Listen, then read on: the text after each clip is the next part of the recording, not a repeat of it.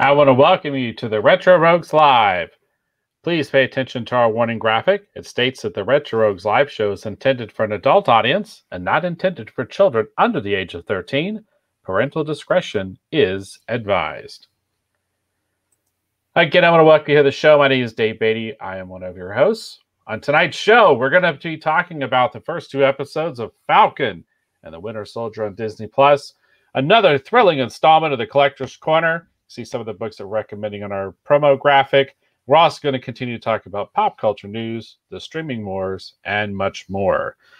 But enough about that. I want to welcome back my co-host. This is Mr. Eric Alexander. Eric, please tell the folks who'll be watching or listening at home some of the fun things you have worked on as a creative professional. Yes, hello, everyone. I am Eric Alexander, also known as Bass God 14. That's Bass God 14, not Bass God. That's Bass God, like a bass guitar. And I am the chief financial officer of a small production company in Arizona called Bad Bob Productions. Currently, we are actually doing a crowdfunder for a film called Staycation, which is in the in-demand phase right now. I think we've actually made over $40,000 on Staycation, so appreciate all that support.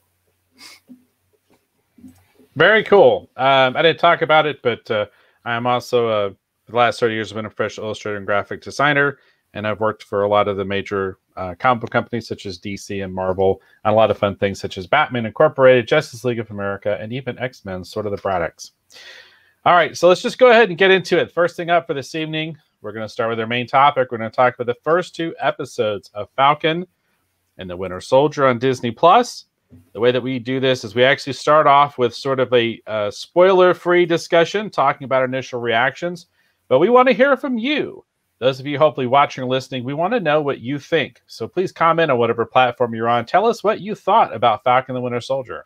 We desperately want to hear your thoughts. Normally we run a contest. We're not going to be running that tonight, but the contest will return actually next week because I'm running behind on getting stuff in the mail and I'm getting everything's kind of getting backed up, kind of like PSA. But we'll talk more about PSA a little bit later this evening. Good tease there. Good tease. Yeah. So, all right. So, to start off with, we're going to talk about, again, the first two episodes. The first one is New World Order. It says, Sam Wilson and Bucky Barnes realize their futures will be anything but normal. So we'll just go ahead and start off with the first episode here real quick. Initial impressions, I enjoyed this episode. I quite liked it, and I was surprised with some of the choices that they made. It wasn't quite what I was expecting, but I still really enjoyed it. So I quite liked the first episode. What did you think of the first episode, Eric? Well, I want to acknowledge Jane is in the house. She said, hey, guys. So I want to say hi. Always glad to see you. Talking out there in the Rogues Gallery and being our first commenter. Hopefully we'll get some more comments. Because as Dave said, I would really love to hear what other people have to say about this show as well. So the first episode, New World Order, I felt it was really slow. It starts off with a very good, a pretty good action sequence, but the rest of the episode I felt was kind of slow, and that is kind of my overall impression. Even with the first two episodes, is I feel like I feel one of the problems with these Marvel shows, these Marvel series, now that we have something to compare it to, since we've seen the full run of WandaVision and what they decided to do and where that actually went, whether you liked it or not. There is something to be said about the approach and about doing a series versus a film, right? So in a film, typically, right, you're looking at about 2 hours and you got to tell a story, hopefully with a beginning, a middle, and an end. And that sounds like, oh, that sounds so like what are you talking about? That has to have a beginning, a middle, and end. A lot of movies don't. A lot of movies get stuck in one of the acts, either the first or the second act, and the third act ends up being a complete mess because they have to resolve all these things that they established very badly in the first two acts, or sometimes very well, and they just don't deliver at the end of it. But what's nice about films is because of their limited amount of time, they tend, this isn't always the case. We all know films that sort of tend to feel like they're way too long, and maybe some more scenes could have been cut out because you're like, why is this taking so long for the good stuff to actually happen? In a series, you have a lot more time. So, basically we're already at a feature length with the first two episodes. But the first episode in particular, I felt like there was a lot of stuff that they were putting in there that I felt was like kind of unnecessary, where I was just kind of like, okay, who really cares? There's always that possibility that they're setting up something, right? That they're setting up something and that's going to, be a big payoff later. But that's what I kept thinking about WandaVision. And at the end of the day, I was disappointed in the payoff. I didn't feel that the payoff was there. So I'm concerned, right? Because of my experience as someone who wasn't like a huge fan of WandaVision, not saying I hated it, but I definitely was disappointed at where WandaVision ended up. In particular, very much so with the finale, with the last episode. I thought that there were some things that were being set up that just never happened, and they were pretty obvious things to set up. And in fact, it's actually been shown that a lot of stuff with WandaVision got cut out, and they ended up not doing it because of budgetary reasons or because of the pandemic or all sorts of different things that contributed to that. I think even the directors have talked about that certain things were supposed to happen that just didn't. So I get concerned about when there's these kind of long languishing scenes and stuff is going on, and I was getting a little bored. That's pretty much the bottom line. I think the first episode in particular, New World Order, it starts out fairly strong because I think a show like this, I would think what you want as a fan is lots of action. Falcon and the Winter Soldier are characters that are made for that. So you kind of anticipate that that's the kind of film that you're going to get. And when they spend hours, well, not hours, but they spend a lot of time just talking or just not really doing anything, that's kind of disappointing to me. Okay. Let's go ahead. We'll do the summary here real quick for the second episode. The summary for the second episode is a little spoilery, but I think everyone's seen this, so it's not a huge shock. But the title of the second episode is The Star-Spangled Man, and the summary basically reads that John Walker is named Captain America, and Sam and Bucky team up against a rebel group. So that's your summary. So I'm going to be honest with you. I really, really like this episode. I know a lot of people are hating on John Walker at the moment, the new Captain America. I've talked before about how I'm a huge fan of U.S. Agent. If you read the comics, John Walker eventually becomes a character in the comics anyway called U.S. Agent, and is kind of like a different version of Captain America, and continues to operate. And he kind of often represents the United States government, kind of a government-sponsored superhero, if you will, kind of like what he's the role. Well, that's getting spoilery. Anyhow, so I really liked this episode because I really liked John Walker, and I thought it was interesting because the actor that they cast to play him, I think his name is Wyatt Russell, is actually Kurt Russell's son. And there were some scenes where when he's talking and stuff and whatever, it was interesting. It was almost felt like, I could hear Kurt Russell's voice. And I was like, it's almost like they got Kurt Russell to play U.S. Agent. So I really like this episode, Star-Spangled Man, a lot. I had a lot of fun with it. And I really like what they're doing because they're taking on some different things and they're handling it in a unique manner. It's not heavy-handed. Some of the themes that they're playing with, the way that they're addressing them, I thought it was kind of interesting because it wasn't kind of hitting things on the nose. We get into the spoilers. I get a little bit further into what I mean by that. But I really like this episode. So what did you think about the second episode, Erica, The Star-Spangled Man? Well, kind of dovetailing off of my previous criticism of the first episode, one thing I did like was I felt like there was a lot more action in the Star-Spangled Man than New World Order. And that's why I'm coming to this. That's what I'm looking for. Unlike you, Dave, my knowledge of U.S. Agent comes from what you've told me. And basically looking at the Wikipedia article after you made me aware of who this person was. I had no idea who that character was before we started talking about it on the show. That's just not a character that was ever on my radar. When it comes right down to it, if a character has never appeared or has appeared in only a few of the animated shows or something like that, has never appeared in the movies, I probably don't know who they are. So I don't have any emotional attachment to that character whatsoever. I I do, have some more emotional attachment to Falcon and the Winter Soldier based on the previous films that I've seen and enjoyed. But those characters, as far as like growing up or anything like that, again, very little emotional attachment or anything like that because they just weren't on my radar that much as I was growing up. But I did appreciate the fact that there was more action sequences in the Star-Spangled Man. One thing I didn't like is I do feel like Marvel has a tendency, the MCU, and of course the shows, are in the MCU continuity, even though they're not theatrical releases, right? MCU specifically can be kind of goofy. There's no doubt about that. I've mentioned that before on previous reviews of things. In fact, I think he was even talking about that when we were talking about Justice League and sort of the contrast there with like the darker Snyderverse and what the MCU generally tries to do.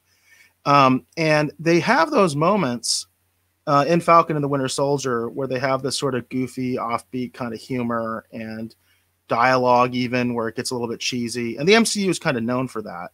But at the same time, they're obviously putting things in this that are very topical and very contemporary and sort of pull me out of the world a little bit because I'm not coming to Falcon and the Winter Soldier to see stuff about what's going on in the real world and what they think about it.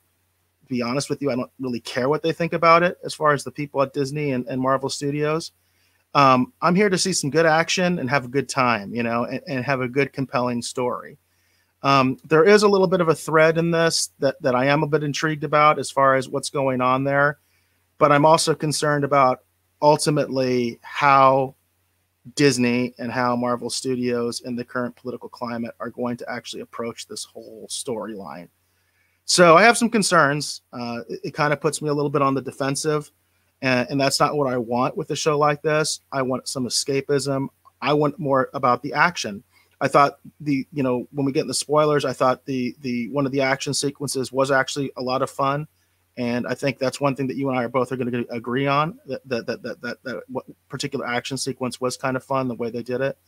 But there's some other stuff in there that I feel like it almost just doesn't fit. It's like they're trying to still be like that MCU lightheartedness, and then they're also trying to go with some very controversial, topical kind of stuff that's going on in the real world. And yeah, I don't know how I feel about that. Well, actually, I do know how I feel. I don't like it. All right, so we've done our initial reactions, and let's go ahead and let's get into some spoiler talk here. So at this point in the discussion, we're going to be talking spoilers for New World Order and Star-Spangled Man, the first 2 episodes of Falcon and the Winter Soldier, which you can watch now on Disney+. Those of you who are joining us, I appreciate you being here because I know that you have so many options, including even Godzilla vs. Kong, which came out. So I'm surprised that you're here, but we're glad that you're here. All right, so we're getting into spoilers now. So it's a free-for-all. So just be warned, if you have not seen these episodes, now would be the time probably to go away, maybe come back a little bit later. We don't want you to leave, but we don't want to spoil anything for you either. So this is your last warning. Okay, so first episode, I really, really liked the opening action scene a lot. I love the music that they have given the Falcon, which actually is a callback to Winter Soldier, one of my favorite of the Marvel movies. And I love the fact that they brought back Batroc the Leaper. Last time we saw Batroc the Leaper, he was fighting Captain America and Winter Soldier. So I thought that was kind of cool that they brought like the same actor back, and it was Batroc the Leaper returning. I thought that was really fun. And then the other stuff I thought was interesting is I liked what they were doing with Bucky. With Winter Soldier, him having the nightmare sequence and him still, because he makes that comment in Civil War when Tony Stark has him like in a stranglehold or something. He's like, "Do you even remember them?" And he has that moment where he says, "I remember all of them." So to see him have like his own version of Captain America's list where he's trying to atone, or make right. And there was a really powerful moment where when he's talking to his psychiatrist, I love this moment too. And his psychiatrist is like, "Look, you've been pardoned, this, that, and this other thing." It's like, you're free. And then Bucky utters something I thought was pretty profound. And he said, "To do what?" I thought that was pretty. I love what they're doing with Winter Soldier in this show.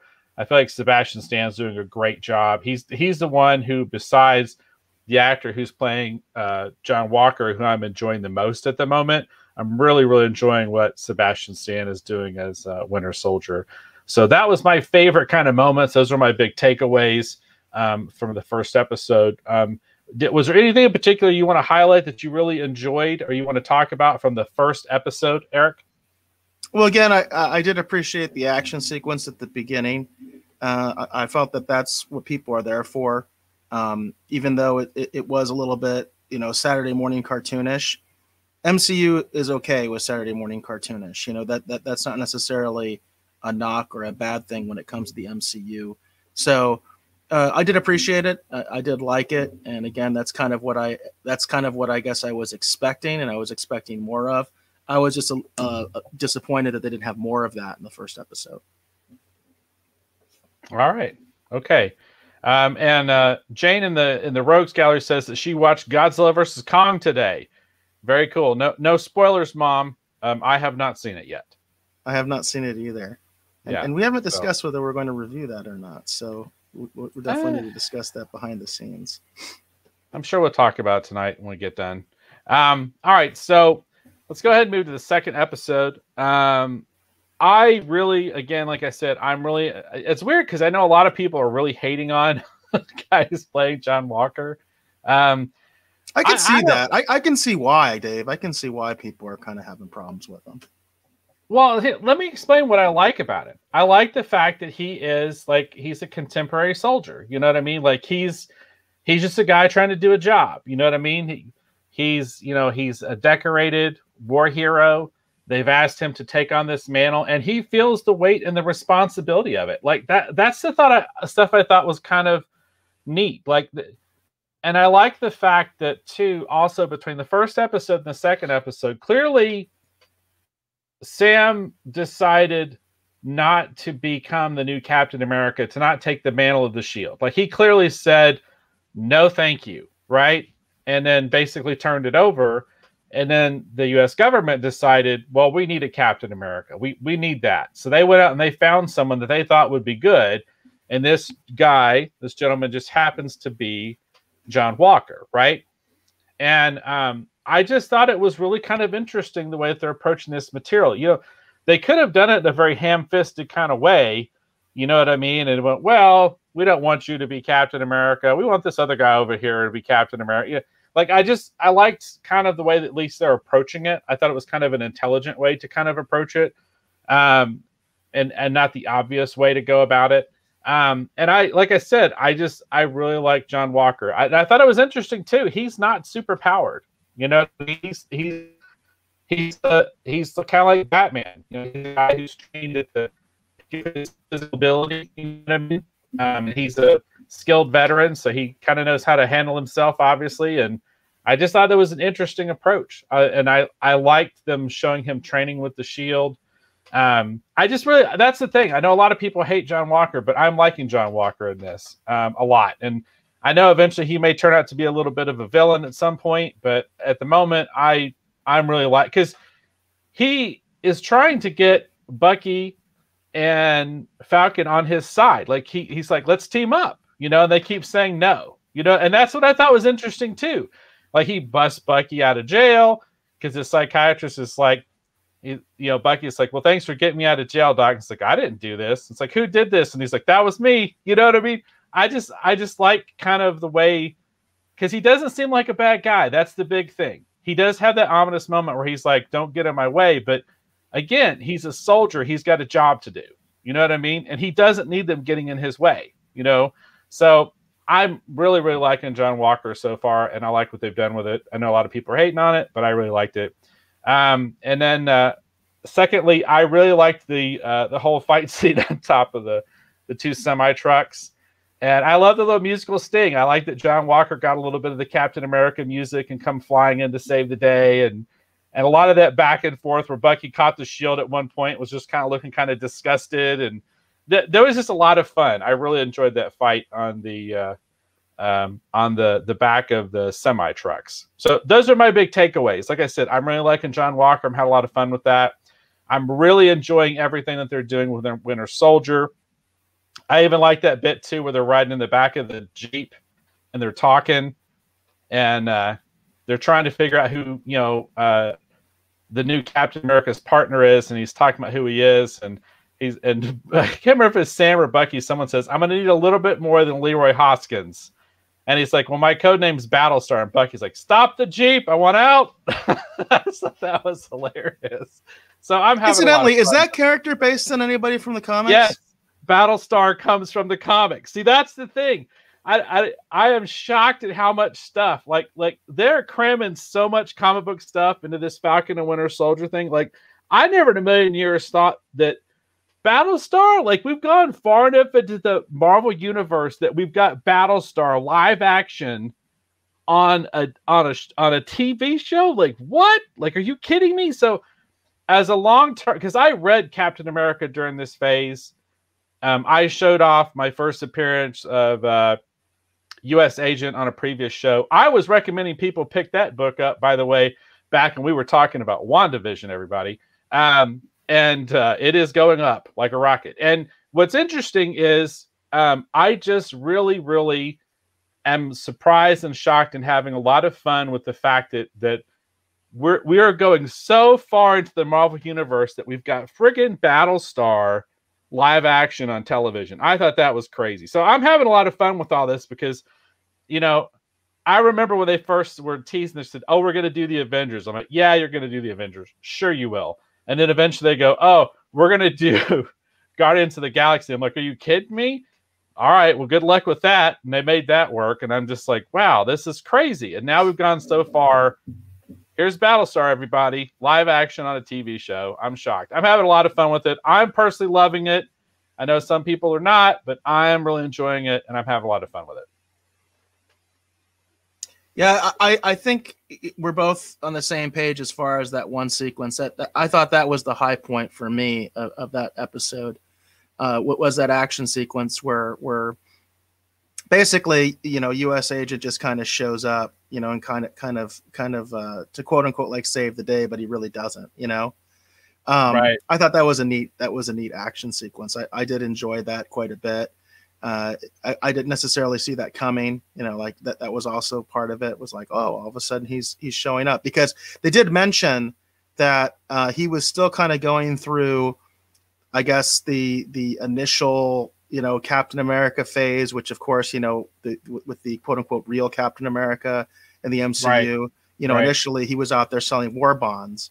And it's funny because I wanted to just mention, because it did go through my mind, I recently binge watched The Pacific, and that was actually because somebody in the Rogues Gallery was mentioning that there's a sequel coming out to The Pacific, which is also considered like, a sequel to Band of Brothers. And it's called Masters of the Air. And I'd never seen The Pacific. And so I decided to go ahead and watch it. And there's a real life hero, a real life, kind of Captain America that they depict in The Pacific. And he was a winner of the Congressional Medal of Honor. And what they did was they shipped him off back home to sell war bonds. So that was a real thing. You know what I mean? That's something that actually really happened. And, that in the Captain America film, that's what initially happens to Steve Rogers as well, right? He gets stuck selling war bonds, and he's more of like a caricature than like a real soldier. And so I thought that they were going to do more with that with U.S. Agent, where he was going to be kind of going through that phase for at least like an episode, because they showed it at the beginning that's what he was doing. And by the way, yeah, interesting little plug there, Disney, with Good Morning America, which is also part of Disney. But anyway, so they were playing with that, and I thought they were going to play with that for a little bit longer, and they didn't. All of a sudden he shows up and he's out in the field and all that kind of stuff, and quote unquote trying to like rescue Bucky and Falcon, and it doesn't quite go the way that he had hoped. So I thought that was interesting. One thing that I think is a little weird is that he isn't super powered, because there was a big fan debate when Falcon was initially given the shield. There were a lot of fans that were upset about it, not for any political reason or something that you might think or the way that people might spin it, they were saying that it makes sense because Falcon is not super powered, whereas Bucky at least has that cyborg arm. Okay. And the idea was, and the criticism was, Bucky seems like a more obvious choice because he can actually wield the shield and throw it with the force that a super powered person could. Because of course, Steve Rogers has the super soldier serum. He is not just, a normal person. He's got the super soldier serum. And I thought that was kind of weird. In fact, I was unclear about that, whether US Agent had taken the serum or not. And I kind of fell on what you're saying as well, is that he didn't, because they're very surprised about the fact that they're running into people that obviously have taken the super soldier serum. That's who they were fighting. And that's part of like the mystery of what's going on in the series. Like, where did this come from? All that kind of stuff. How did these people get it? All that.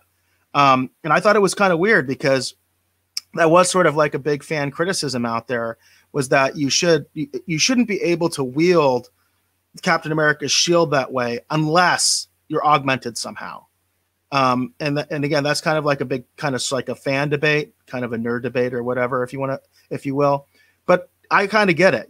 I'm kind of like, yeah, that does make sense to me. It doesn't seem to me like a normal person, no matter how strong or athletic they might be, if they're not enhanced in some way, it doesn't seem like they would be able to properly wield that shield.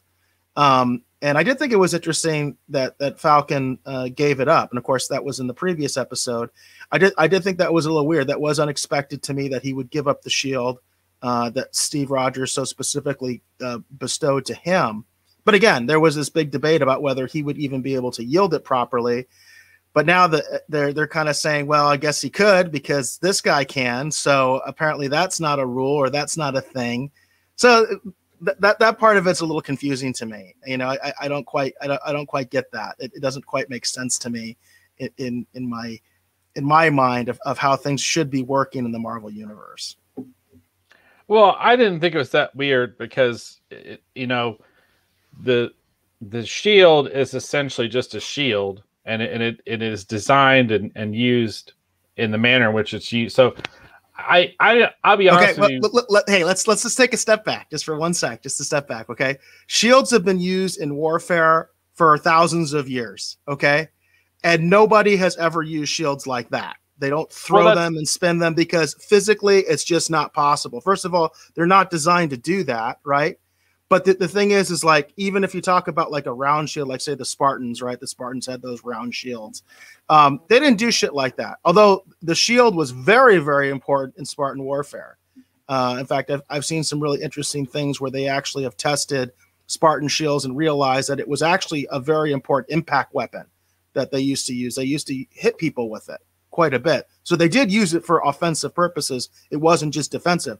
But as far as people like flinging it the way that Captain America does, there's a reason that has never happened in warfare. That's because people can't do that. You know what I mean? Normal people are just physically not able to do that. Well, it is important to remember, number one, this is a fictional universe, and that just comes from the comics. There have been other people besides Captain America who have thrown his shield. So that's not... Again, looking at it from a comic book standpoint, that's not like breaking the rules. Now, I understand the complaint or whatever that it's like, well, Sam doesn't have the super soldier serum, so why should he shouldn't be Captain America? But I don't understand that complaint either. And just to clarify, if you notice, they've kind of established Bucky has also had some version of the super soldier serum. Because if you notice when he's racing after that truck, as well as everything else we've seen from him in the past, he has had a version of a super soldier serum besides his cybernetic arm. Bucky is definitely a super powered individual. And, it's interesting too, because, watching this show, from a comic book standpoint, we have 3 people who have been Captain America in this show. Falcon at one point in the comic books has been Captain America. I know a lot of fans really liked when Bucky was actually Captain America. And I think that's why a lot of people were wanting Bucky to be Captain America, is because he probably had a longer stint as Captain America than Falcon did.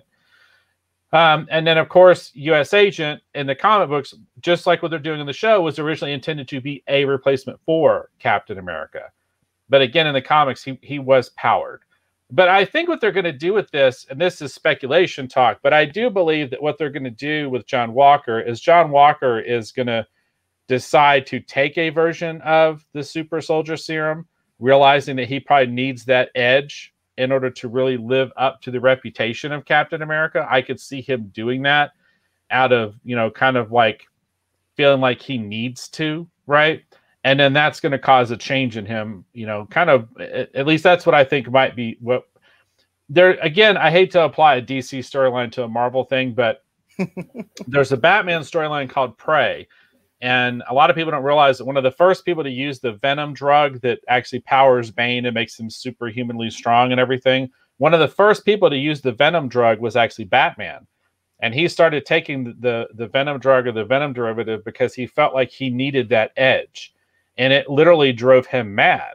And it made him kind of the same kind of like a Mr. Hyde kind of idea, kind of like what happens with Bane when he takes the venom and he gets completely just out of control. Batman had the same problem. So I feel like that's what they're going to do. We're going to see John Walker possibly take a version of the super soldier serum, possibly the one that this rebel group has been having access to, thinking that it'll give him an edge. And then that's going to, cause a change in him and then cause this moment. And we're going to realize why he can't be Captain America, because there was something special about Steve. You know what I mean? And I think that's one of the things we're going to see is why just someone can't just pick up the shield and be Captain America. I think they're going to show us that in this show. Yeah, that's definitely something from the MCU is that's very evident that there is something very special about Steve Rogers. And of course, that is also why he was selected. The doctor who created the super soldier serum said that. It's one of the better scenes from that particular film. So yeah, I think that there's definitely is something to that. What do you think about this notion of this terrorist group that wants to go to a back to the world during the blip? Because that's something that they haven't really explained very well. Well, really at all. Because obviously in Endgame we got some indication of what the world was like, during the blip, so to speak. Honestly, it didn't seem like it was that different, and it seemed like the blip generally was considered a pretty bad thing, and people were upset about it. So I think it's kind of interesting now that they're establishing this idea that some people were happier during the time of the blip. There's a kind of a implication that politically things were very different while the blip was during the time of the blip when half of the population was gone. I'm just curious what you thought of that whole notion, because it's not something that really we have anything to really base it on as far as what we've seen in the MCU so far. Well, it's interesting because they're calling them the Flag Smashers, and in the comic books there was actually a villain called Flag Smasher. But I think the best way for me to think of them was actually the way my wife described them, because when we were watching the show, she's like, wow, these people are weird. They're like followers of Thanos. And then ever since then, I keep calling them the disciples of Thanos. Like, I think that's even a more interesting thing to call them, because they want the world to be what Thanos envisioned, and they're trying to return it to that, where there isn't the scarcity of resources, and, the earth can have time to heal from the pollution. And like, I think it'd be more interesting if they were the disciples of Thanos. But, as yeah, far I like that. as I like that a lot more than what they did so far. Yeah, well, yeah, and it's weird too, because like the one guy, when they make it to their second safe house in the second episode, the one guy's like, they're calling you the Robin Hood or whatever, and they keep talking like they're like this group, the Flag Smashers, are doing all this good, and I'm like, I haven't seen them do anything yet. They're just stealing stuff, right? And we don't even, I mean, they could be taking that vaccine they stole to augment in order to create more, super soldiers, right? Like, how do we even know what they're even doing with that vaccine? Because it doesn't. The one of the implications, obviously, is that they basically want to kill off half of the population of the planet. That's obviously the clear implication. The thing that I find really strange is that this isn't something that's been really established very well at all. Like that Endgame was one of those films that I thought was way too long. Okay, Endgame was just way too long, and they certainly could have gotten into this. They could have really gotten into this idea of what was life like with half the population gone. And again, the only little glimpse you get is that this really was not a good thing. It was not really perceived as a good thing, and people were upset about it, and people were still dwelling about it. People were traumatized by it. People lost their loved ones. Their loved ones just disappeared, right? And then, of course, the other side of it is we do get a little bit of, for instance, when Peter Parker goes back to his high school, it's like a happy moment, right? People are happy that these people are back. So I really wish that they had kind of established this, a little bit earlier, at least given us a little bit of a thread as to why it is that this group would even exist. I mean, you did touch on some issues that would seem fairly evident, that maybe, like pollution would go down a little bit, or there would be a little, less strain on resources, food, all those kinds of things. But they didn't really get into it, certainly as much as they could have. Certainly not if they were already planning this show and this sort of take. So I'm kind of taken aback by it a little bit. I actually like this whole Disciples of Thanos idea a lot more than what I've seen from the show so far.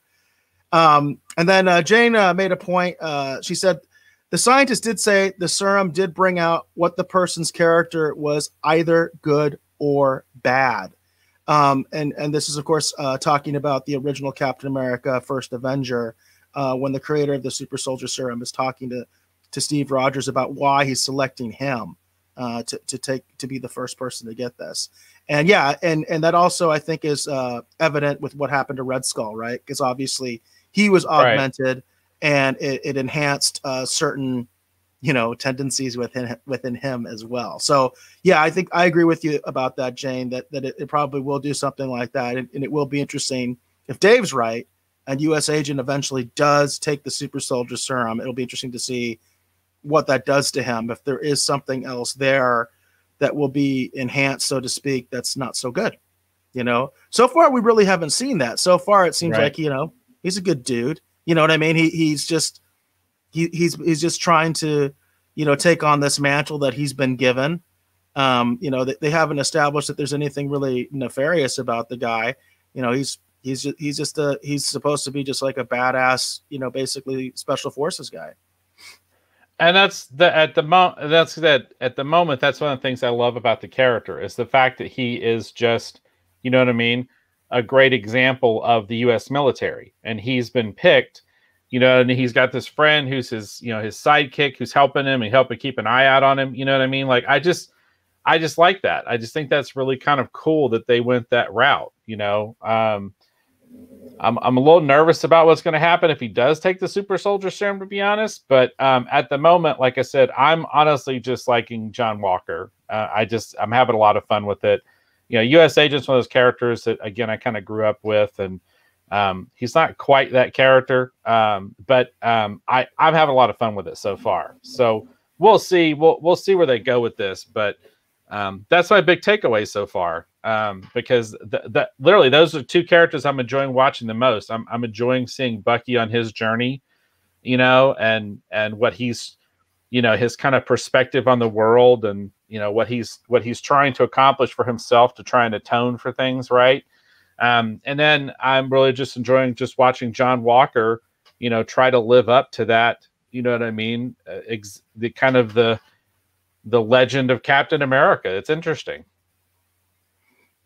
Yeah, I think the thing that I'm most intrigued about is again that little mystery of what this group actually is and what exactly they are about, and whether Marvel's going to bother to explain it. The little thread that I thought was most interesting is they were talking about, now post blip, if you will, with all these people coming back. They were mentioning the political landscape has basically reverted, quote unquote, back to where it was before the blip. And that was something that was never touched on as far as what was going on politically in the world during the blip.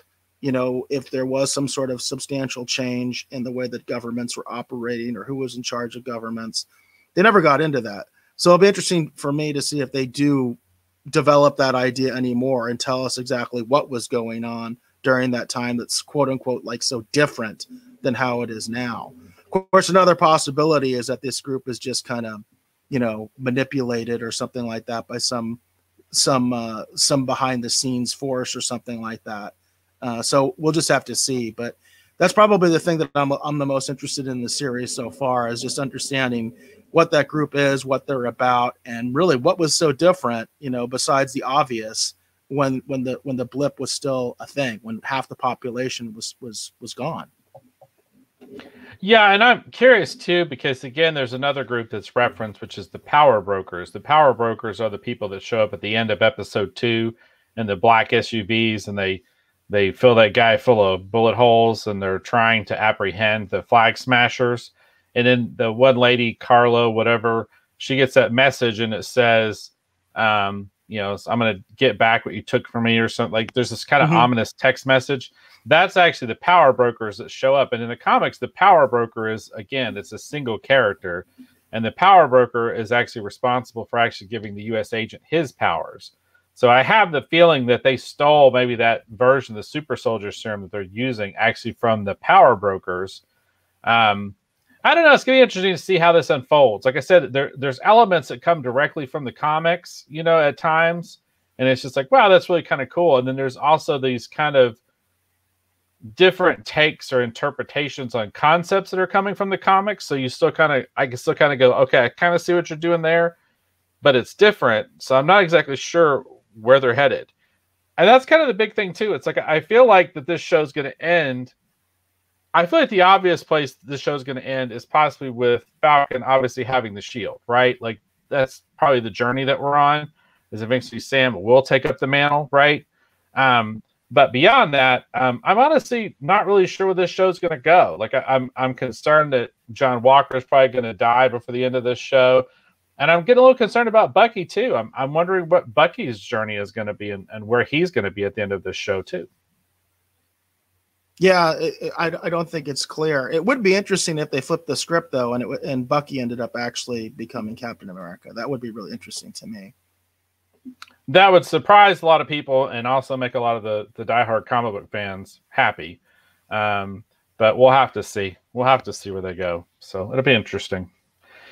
All right. Do we have anything else that we want to add to Falcon and the Winter Soldier? Or are we ready to move on? No, I think I'm ready to move on. All right. Very cool.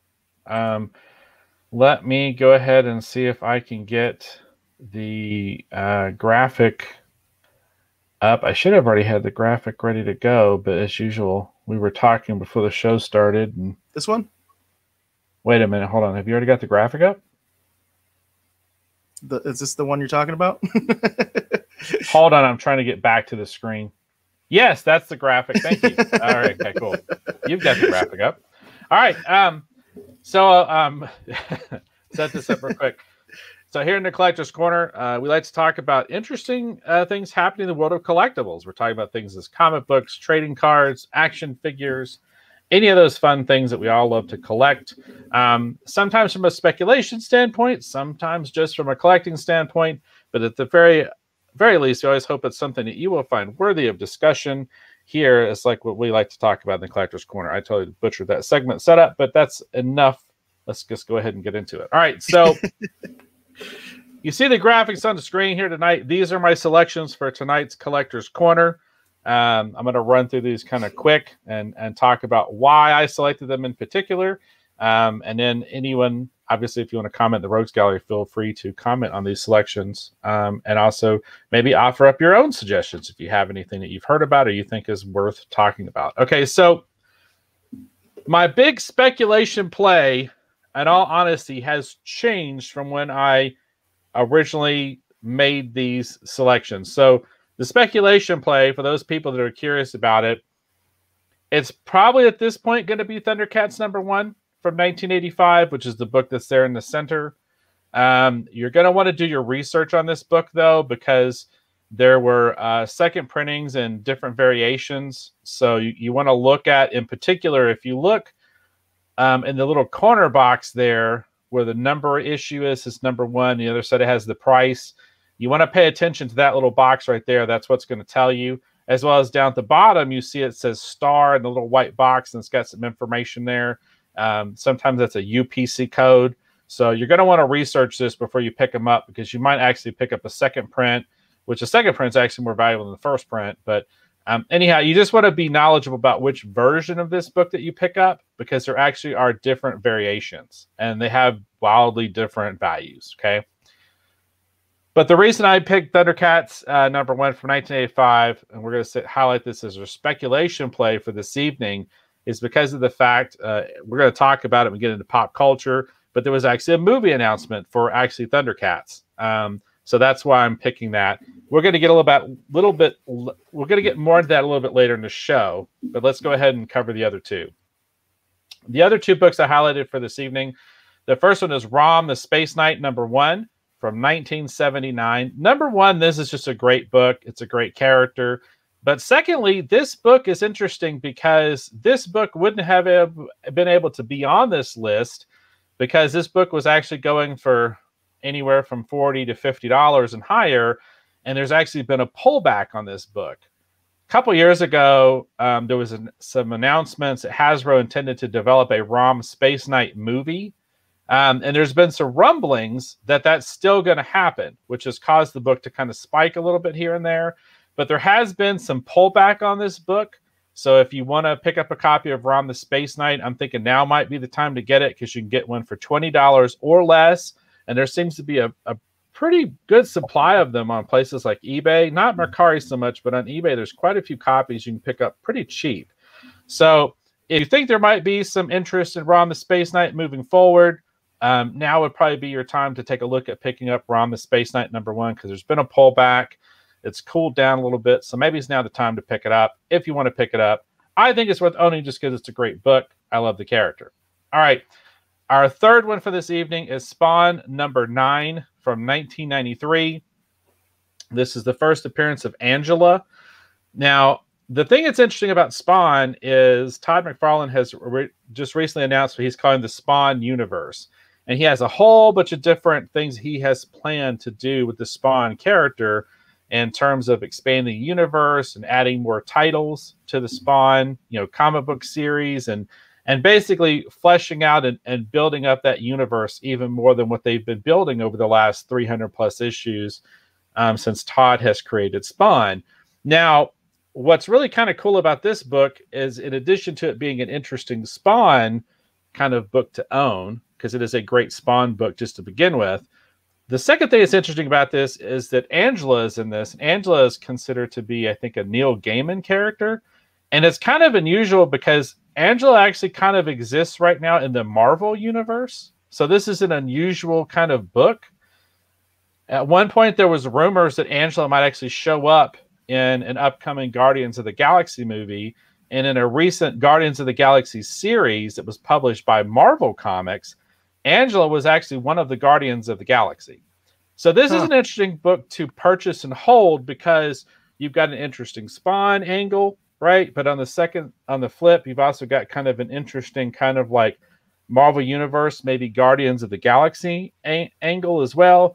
But for me, it's just a really great book to own. It's just a really great story. It's a really interesting character.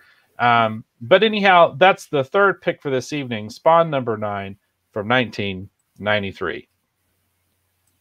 Yeah, that's really interesting. I know a little bit about the whole controversy with Neil and Todd. I believe there was actually a pretty substantial lawsuit that happened between the two of them at one time, and kind of took it really kind of was looking at that whole work for hire type of issue and everything like that. And it's kind of ironic because obviously, Todd McFarlane is a creator himself, and it was one of the founders of Image, because he felt that obviously Marvel was not treating artists, correctly, creators in general correctly. They decided to make their own company. And then a few years later, he was basically accused of doing all the terrible things that were done to him. Yeah, it's an interesting story. You can definitely, delve into it, looking into it more on the internet. There's actually an interesting on Amazon Prime. It was at Amazon Prime. I think it was like Image United or something like that. It was an interesting documentary actually about Image Comics. It's actually pretty cool. And there's lots of stuff about Todd talking about his new Spawn universe as well, because he was really making a big push for it and really hyping it. But you know, a lot of the early Spawn books are really kind of fun and kind of cool, and they kind of encompass that 1990s kind of comics era in a really interesting sort of way, because they have kind of a lot of the tropes and all the fun things, but those books are still pretty good too. You know what I mean? They're not quite the devoid of content that some of the other books are sometimes, you know, rightly criticized for being, you know, just kind of devoid of content and just kind of crazy, flashy splash pages. But Spawn is actually a pretty interesting character, and it's been a fun book for a really long time. And so I just think this is kind of interesting. And it's weird too, because you basically in Spawn #9 right now, you kind of have like a Marvel character and an Image Comics character like colliding in a book. You know what I mean?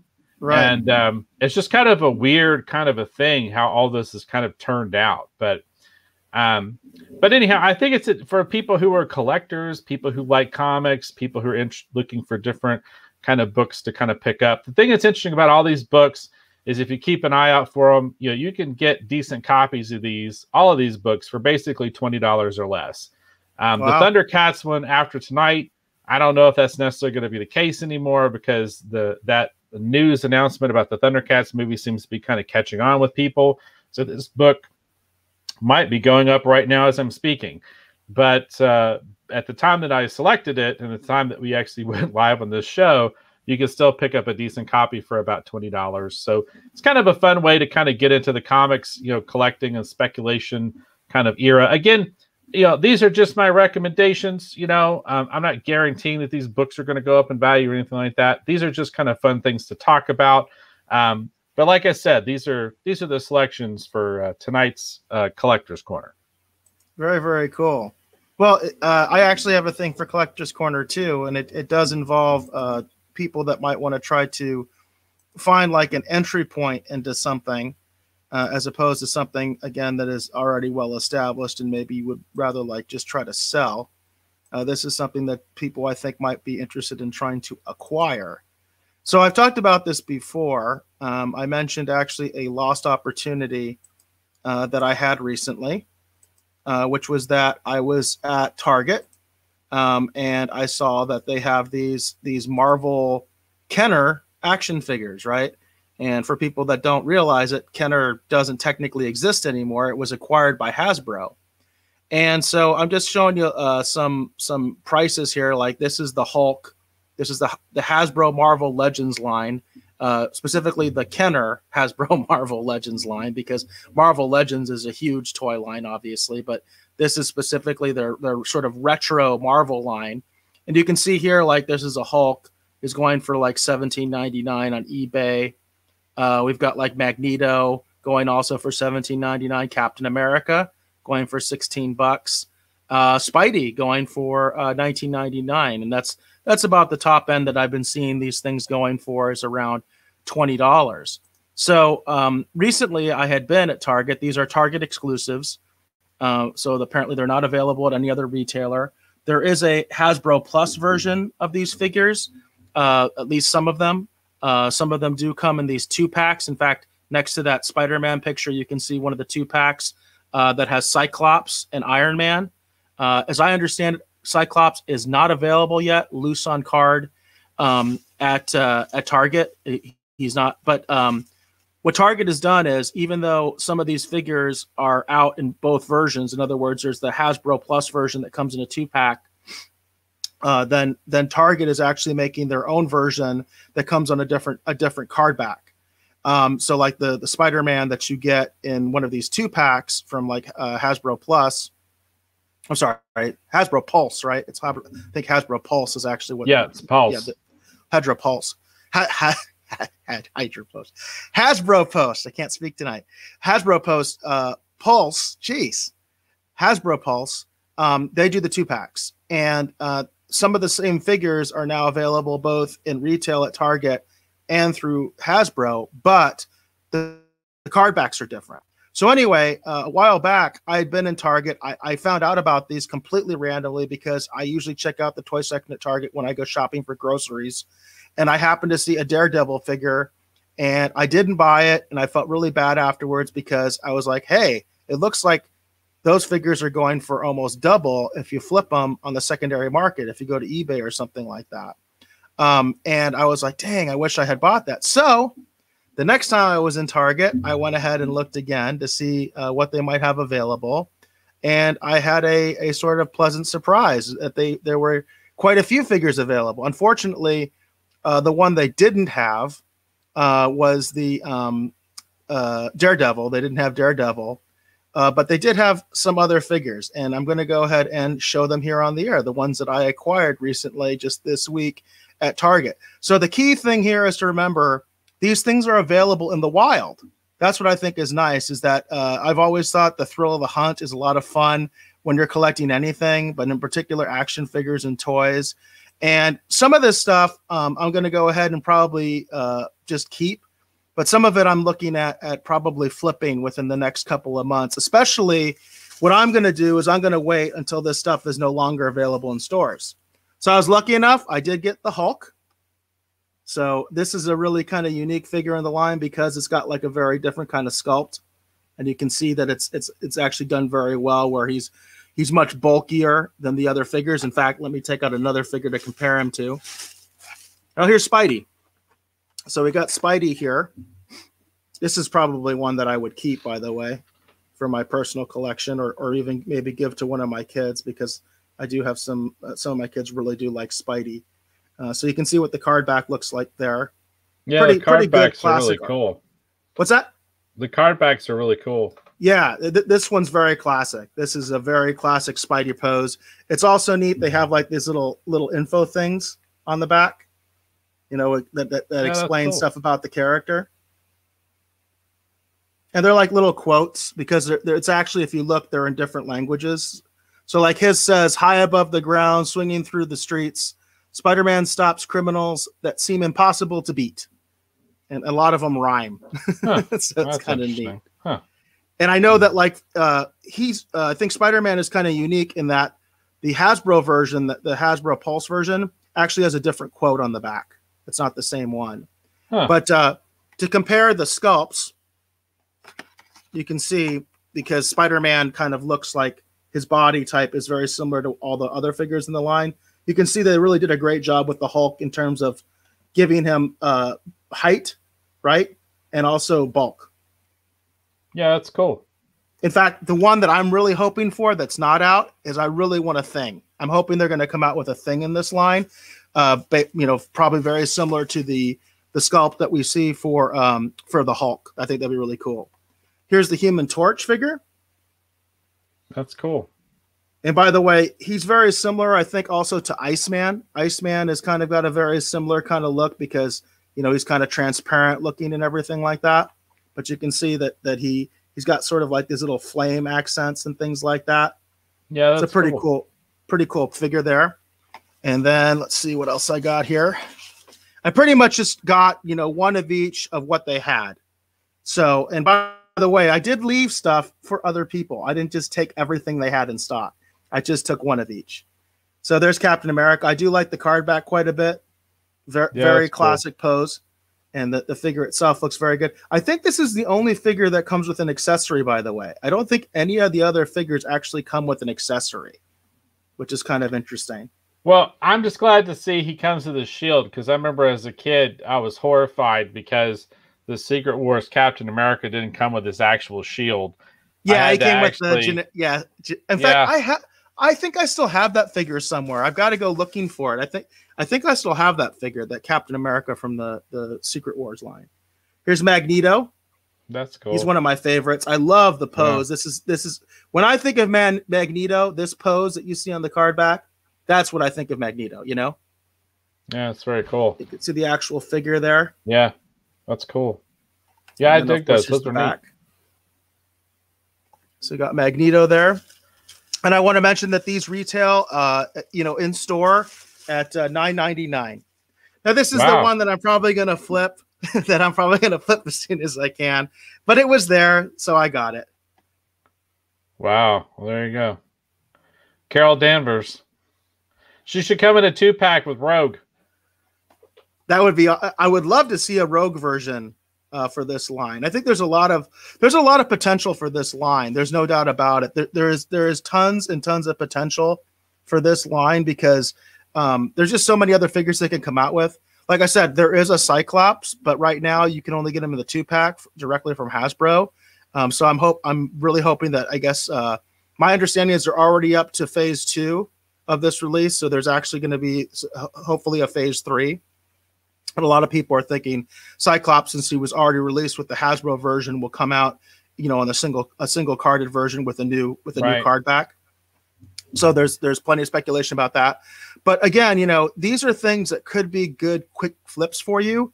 Or if you can do what I'm going to do and wait until these figures are no longer available in stores and then see how the market is doing and then look into possibly flipping them at that point. Or, like I said, a couple of these I'm probably going to keep. I do also want to mention that Star Wars has a very similar line, right? I believe they call it the Vintage Collection. And so what Star Wars has done, Hasbro, I should say, has done with Star Wars is they've come out with new figures that are still at that same scale, that 3 3.25 scale. And basically what they've done is they put the packaging, the card back is supposed to be, basically evoke the late 70s, early 80s Kenner era card backs.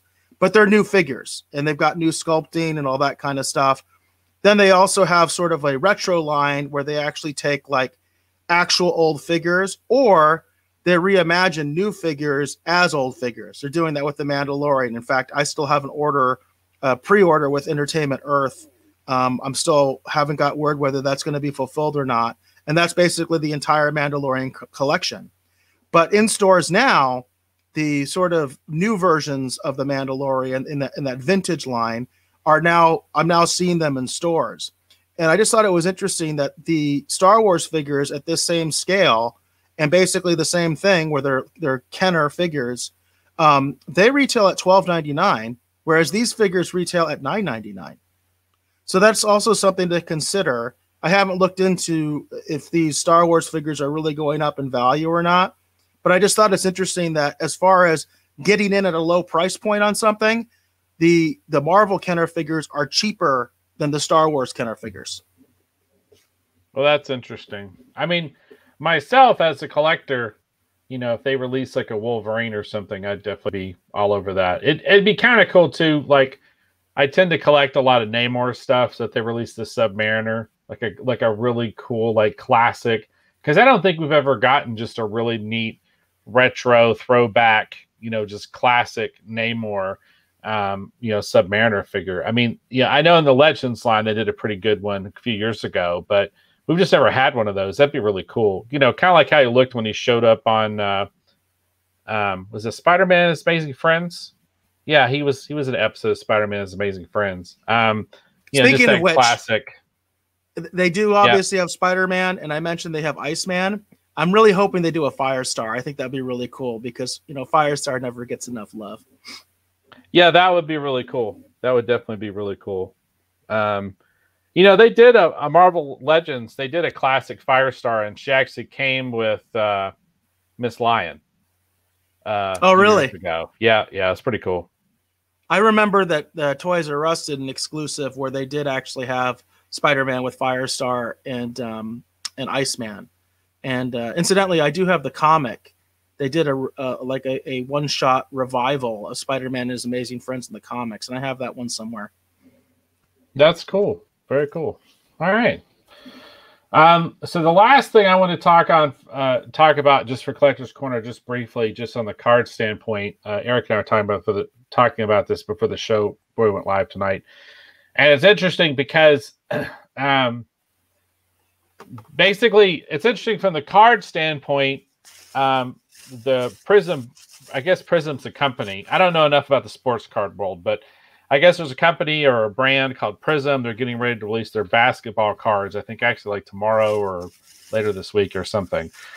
But in advance of that, it's so weird because it seems like almost like in concern for the deluge of submissions they're going to get, PSA has basically announced that they've basically closed down all submissions for cards, all except for the Super Express tier that's like $300 a card. That's apparently all they're going to be doing, and they're supposed to be working through their backlog, which is good. But at the same point, it's weird because if they can make it through their backlog, maybe it means people could submit cards. But when they bring the tiers back on, I mean, everyone's pretty much thinking it's like, well, they're going to start with the most expensive tier and then work their way down to the value tier, right? So PSA just keeps punting that football further down the field as far as me ever submitting them my cards. So I'm getting to this point now where I'm like, well, maybe I just won't get my cards graded, and the extra ones I have, I'll just try and sell those just as they are, raw. And then, the ones I have, maybe somewhere down the road when no one cares as much about it, maybe then I can look at getting them graded. But it's just crazy to me that there's just so much turmoil and just craziness happening, in this weird little niche collector's market. At least that's what I think of. I mean, not from the sports card. I understand the sports card thing's a big thing. I don't mean that. I'm talking about from a comic book standpoint. It's just so weird to me. It's like it's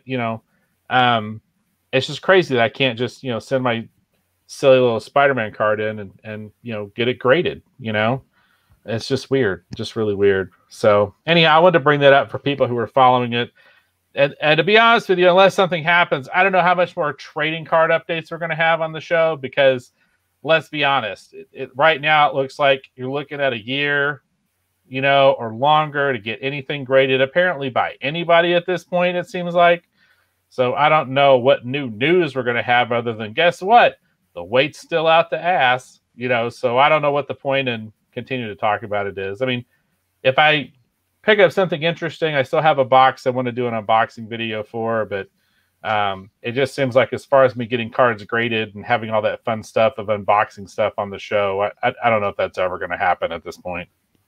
Yeah, it's a real shame what PSA is doing right now.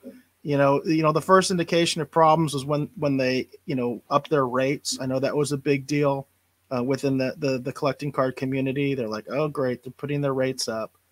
And now it's like, this is kind of crazy what they're doing, especially when there is such a demand right now for people wanting to get these cards graded. It seems like a huge missed opportunity on PSA's part.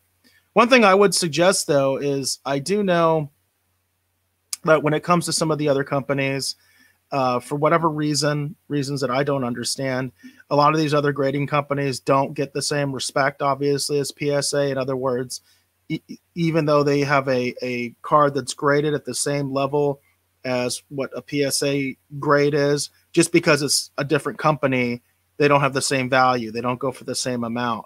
But it might be worth looking into one of these other companies, because at some point maybe people will kind of turn on PSA. You never know. Can always happen. I'm not saying it will happen, but maybe that is a possibility of looking at one of these other companies or these other grading companies and seeing both, in terms of the cost and also in terms of the turnaround time, if it might be worth getting a card or two graded, for one of the different companies, one of the competitors of PSA. Well, and I have been looking into it, and I probably will still continue to look into it here and there. But it's just weird because a lot of the companies, they're still not even accepting, comic book cards is basically what I'm hearing. And I mean directly from reps too, not just from like people in the community going, oh, well, they won't grade the cards. It's like, no, that person from such and such actually told me they won't grade those cards. Right. So it's weird how some companies are like, we don't want your money. We don't want it. So it's just a strange thing. I mean, and it's weird because, and I mentioned this to Eric, I mean, I almost feel like I should have just started a collectible grading company, instead of a t-shirt company, because Lord have mercy, there's a lot of demand for it, and people can't even pay money to get it done, it feels like at times. Well, I mean, you you can pay a truckload of money for it. You know what I mean? Like you can pay $300 a card and get your cards graded, but it's just like a good affordable service doesn't seem to be something that anyone's too terribly interested in offering at the moment because of the crazy demand. And I'm just kind of surprised, and I'm sure there's aspects of their business I don't understand. So again, this is just my opinion, and I'm not meaning to sound heavy-handed. I'm mostly sounding disappointed, because I had hoped to be able to do this and share this experience with everyone here on the show, but it just looks like it's probably not happening anytime soon, if maybe ever. So, yeah, it's really disappointing. It really is, especially for people that want to get into this market, because I know there's a lot of excitement about it, and there is a lot of speculation going on. And the fact that you can't even just get your card graded, that really does suck. That really is kind of like a huge bummer. But again, I do know there are some other companies that do grade these cards, because I've seen examples of that from other people's YouTube channels where they compare it. And of course, again, the PSA cards are always basically much more valuable than the other grading systems. But you never know. It might be worth it depending on how much they charge. And again, the turnaround time. That's also key. True. All right. If we're good here, are we good to go ahead and move into pop culture? Yeah, sure. Let's do it. All right. Very cool. All right. So here in the pop culture news segment, we talk about anything that's caught either mine or Eric's interest in the world of pop culture news. But at the very least, we hope it's definitely something that you, our dear valued viewer, you, our dear valued listener, will find worthy of discussion. That's what we like to talk about in the pop culture news. All right. So do you want to go first, Eric, or do you want me to go first? Well, you already touched on one of the ones that I definitely want to talk about, and I think you want to talk about it too, so we can kind of both be in on this one, I think. So I pulled up this Deadline article, and by the way, this also relates to Godzilla versus Kong, which I know lots of people are talking about. A lot of people are into that right now. It's definitely something that's trending and seems to be doing very well for Warner Brothers and HBO Max. So what this Deadline article says, headline reads, Godzilla vs. Kong director Adam Wingard to helm Thundercats movie for Warner Brothers. So it says, as his new film Godzilla vs. Kong opens Wednesday, that's today, in U.S. theaters and on HBO Max, after turning up a Hollywood film pandemic record of $123 million. By the way, I think that's kind of an interesting term. A Hollywood film pandemic record. That's a little bit of hype, right? But anyway, it's a $123 million gross in 38 overseas markets over the weekend. Director Adam Wingard is set to direct Thundercats. This is a big-scale feature based on an animated TV series that ran from 1985 to 89 by Rankin Bass, and several other iterations, comic books, and merchandise. So I do know that there's a lot of people that are looking at this. This actually did factor into our Collector's Corner segment. What do you think, Dave? What do you think about the fact that we're looking at a possibility of a Thundercats movie? Well, I mean, I think it could be fun. It could be interesting. I mean, it's going to depend upon the approach. People were weirded out by that Cats movie. So Thundercats would look a lot like those weird cat creatures. So just they'd have swords and armor and stuff. Maybe people would be okay with it because they'll be wearing clothes. What's funny is in this article, there is a reference to an interview that they did with Adam Wingard where he does talk more about Godzilla and Thundercats. And one of the things he specifically says,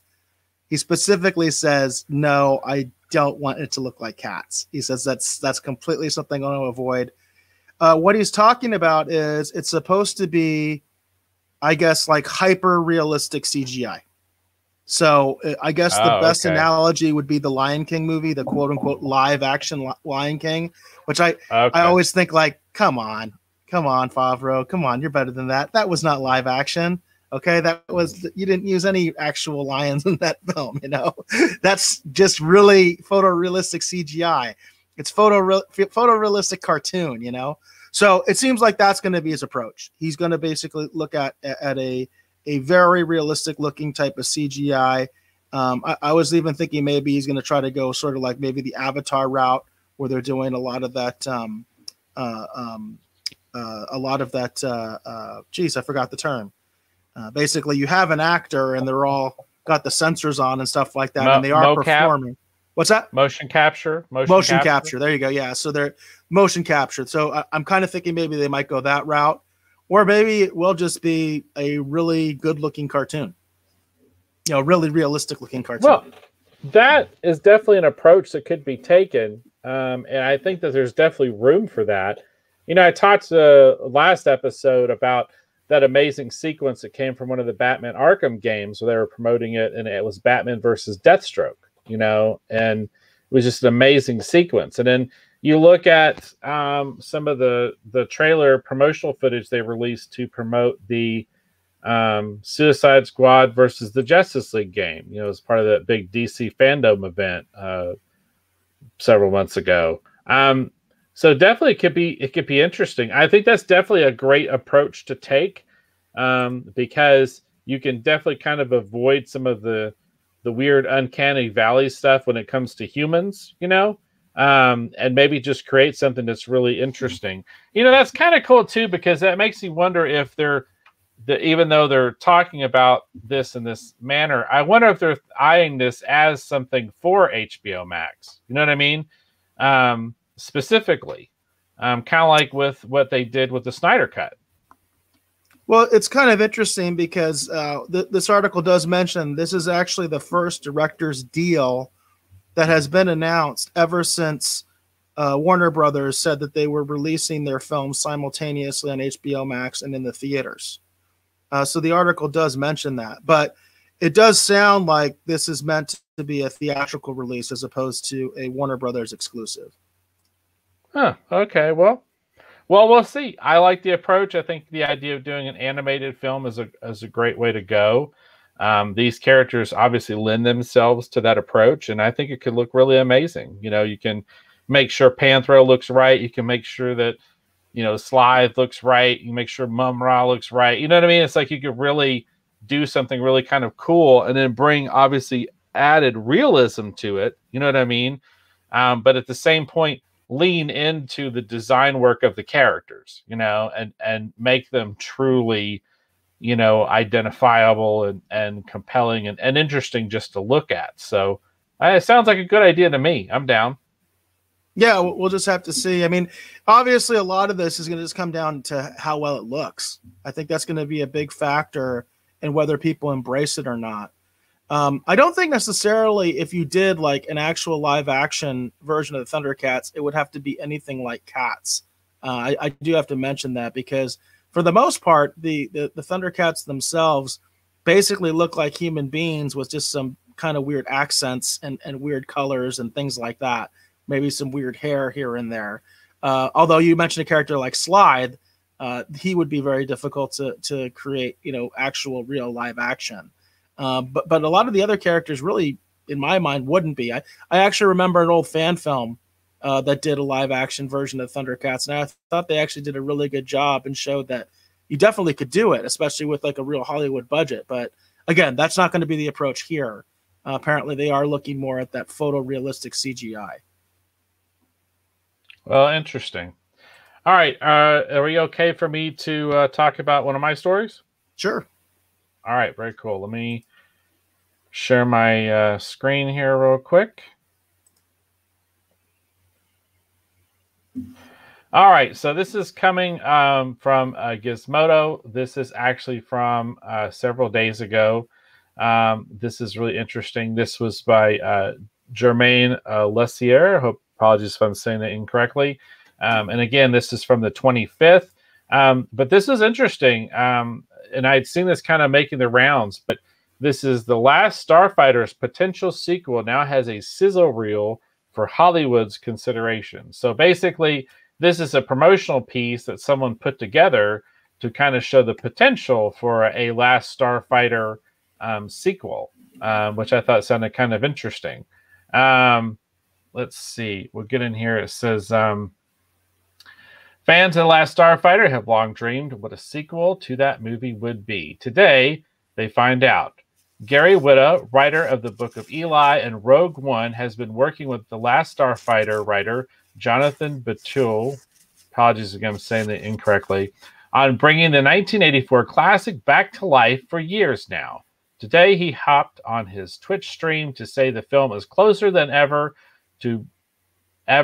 been to fruition. It's right on the 1 yard line, he said, and he believes it will happen. To help cross that line, though, Witta also revealed the sizzle reel he, Batul, concept artist Matt Alsop, and composer Chris Tilton collaborated on to give people an idea of the movie they want. Witta explained, as he said before, this wouldn't be a straight remake of the original movie. It's the sequel that keeps the original film in canon, but passes the torch to a new generation, much like Star Wars The Force Awakens did. So this is interesting. So we're going to, I have to find a way to do this savvily so that we don't get the music. So let me click on this link here to go over to YouTube. And then where is the volume? All right. So this is pretty cool. So we'll just check this out.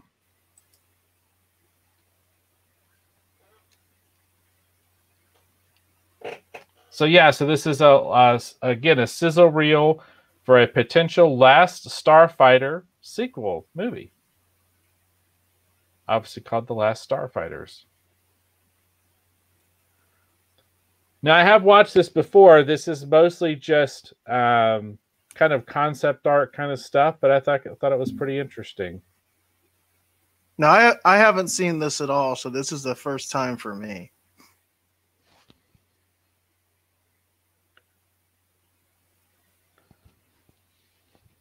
I love Last Starfighter, so I thought that'd be interesting to kind of show on the show and talk about. So yeah, it's an absolute classic. Absolutely.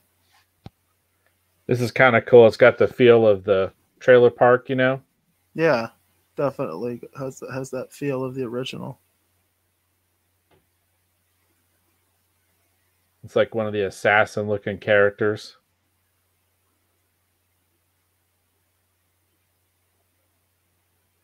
It's kind of weird we can't play the music or anything, but you know we run the risk of getting a potential YouTube copyright thing. Did they use the music from the theatrical release, or this is new music?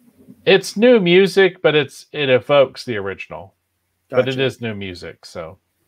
I always loved the design of the ship. I think the ship was a really interesting design and actually pretty unique. Yeah, the gun stars. Yeah. Yeah, I thought this was just kind of cool.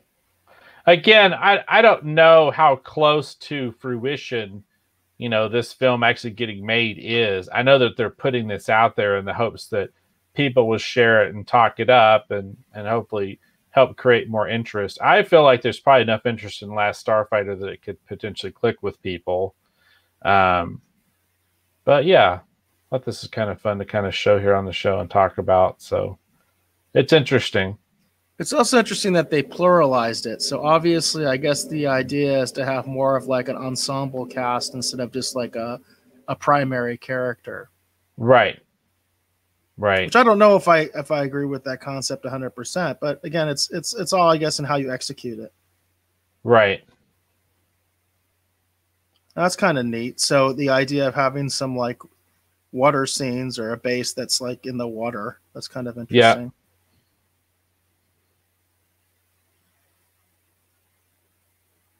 I do notice it doesn't seem like they're trying to reinvent the wheel too much, which is good. It looks like the uniforms look very similar. The ships themselves, they look, you know, the same, which I think is really awesome. So it's like sometimes people just try a little too hard and they actually lose what was cool about the original. Right.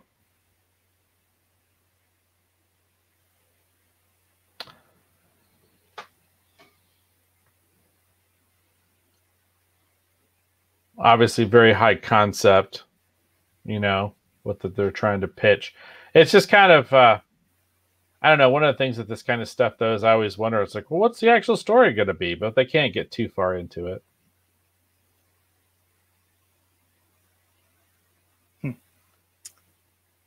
Interesting line. I like that. I don't know any of those guys. I'm a kid from a trailer park. If that's what you think, then that's all you'll ever be. Yeah. But I think it's interesting. This is a true reaction from me. I haven't seen this before. Dave told me he was going to show it, but I hadn't seen anything about that. Well, I shouldn't say I hadn't seen anything about the Last Starfighter sequel. I'd heard a rumor about it, and I wasn't sure how seriously to take it. But I didn't know this sizzle reel existed. And Matt Henshaw's in the house. He says, "Okay, I am here now. What did I miss?" Well, what I'll do, Matt, is I'll share the link actually in the chat, so if people want to check it out, you guys can just check it out. There you go. I do think it would be really cool to do a sequel to The Last Starfighter. The way that it was, the way that you were you were quoting the article, and they were talking about what this is going to be. It does give me some concern about whether they have any intention of using any of the original cast members, any of the original surviving cast members, or not.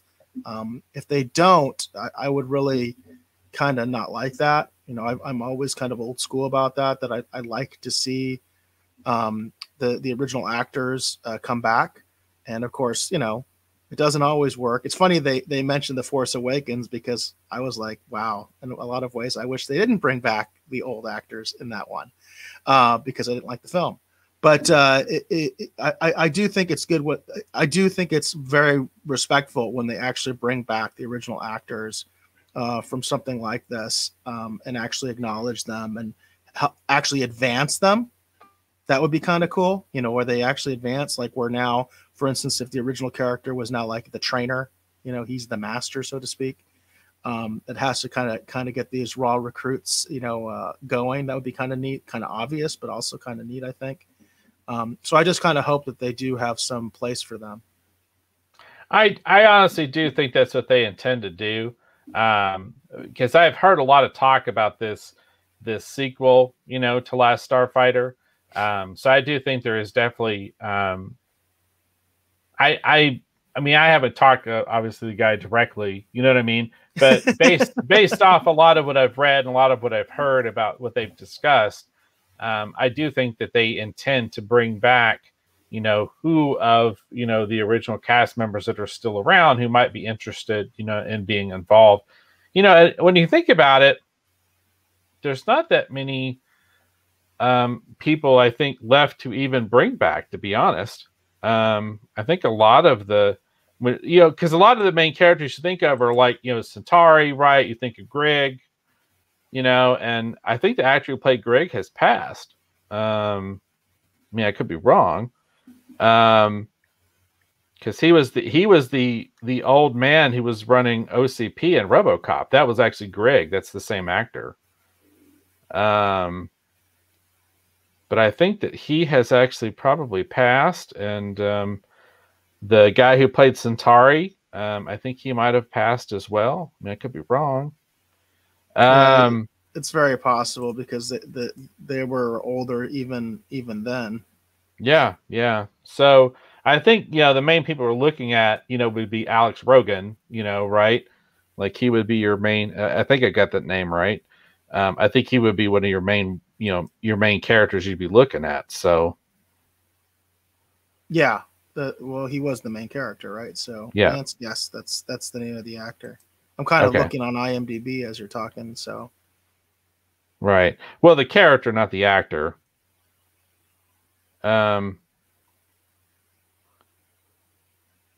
I can't find. Well, anyhow, now I'm killing time trying to figure out.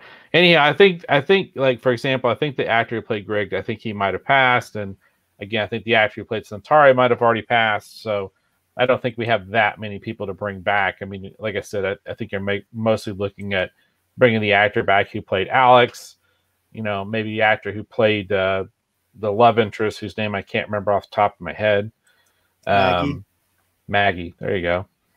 So yeah, it looks like they're both still alive. So yeah, and it would be appropriate if they'd been living off in the stars, you know what I mean, and he had been training, like the new group of Last Starfighters. It's interesting because it reminds me of a lot of the the general concept that, you know, Richard Hatch wanted to do with, you know, Battlestar Galactica: The Second Coming, you know, that same kind of idea, right? And so if they do it right, that could be kind of cool. So yeah, but unfortunately that's not what they did. But you know, I know there's lots of people that like the version they eventually did anyway. And of course, Richard Hatch did end up having a place at the table with the version that did come out. But I always personally just like when they do. I like sequels. I prefer sequels to remakes or reimaginings or reboots, which are mostly just market terms anyway that don't really mean anything. I always prefer like an actual sort of straight sequel, some sort of acknowledgement of the original characters, using some of the original actors. I do understand, obviously, if someone's passed, that becomes an issue, obviously. But I just think it's respectful to the source material that you're basically mooching off of, because that's what they're doing, right? So, right. All right, very cool. Do you have anything else for pop culture this week? Well, let's see. I actually have quite a few different things that we can talk about, and it does look like we have some time. So let's see which one I want to talk about the most. Well, this I thought was kind of fun. So here's a fun one. So last week I had actually wanted to talk about a William Shatner story, and we didn't have enough time to talk about it. But William Shatner keeps getting in the news for all sorts of different reasons, and it's kind of fun to see that, like an actor who's 90 years old and he still makes headlines. So this is actually a USA Today article, which I think is really cool. Again, he's still making headlines, and it says William Shatner joins the WWE Hall of Fame.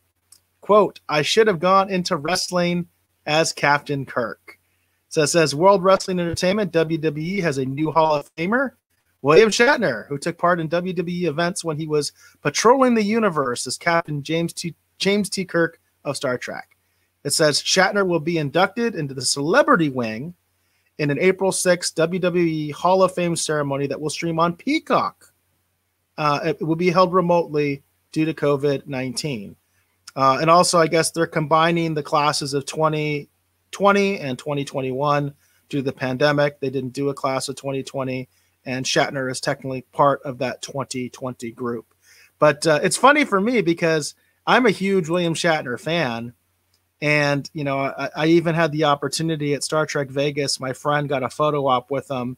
And at those events, you're allowed to have like a +1 when you do a photo op. So I got to meet William Shatner very briefly and take a picture with him.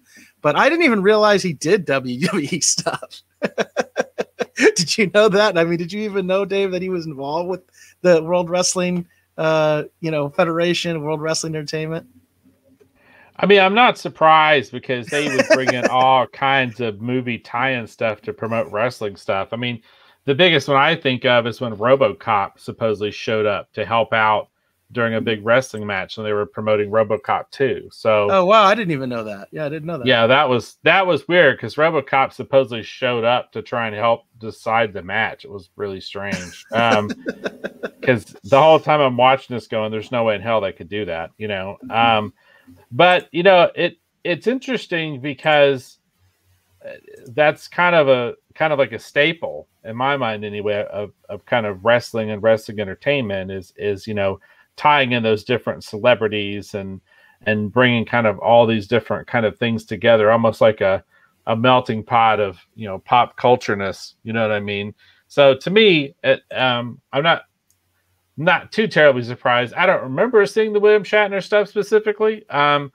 But, you know, there's a lot of stuff that William Shatner did as Captain Kirk that sometimes we aren't aware of. Like, for example, like in foreign countries, there's these amazingly produced commercials where Captain Kirk is running around in, you know, Wrath of Khan era, you know, red tunics with phasers blasting with, you know, James Doohan and stuff. And you're like, what is this? Like, when did they do this? You know, and then just recently on YouTube recommended I watch a video, and it was actually a press conference they were doing for the media for actually Star Trek V, Final Frontier, where all the cast members were there in their we'll call Wrath of Khan era red tunics, and they pull back the curtains, and it's the whole bridge set, and everything's working, and they answer questions from the press for a little bit. Howard Bennett's there, and I'm like, what is this? How have I never seen this before?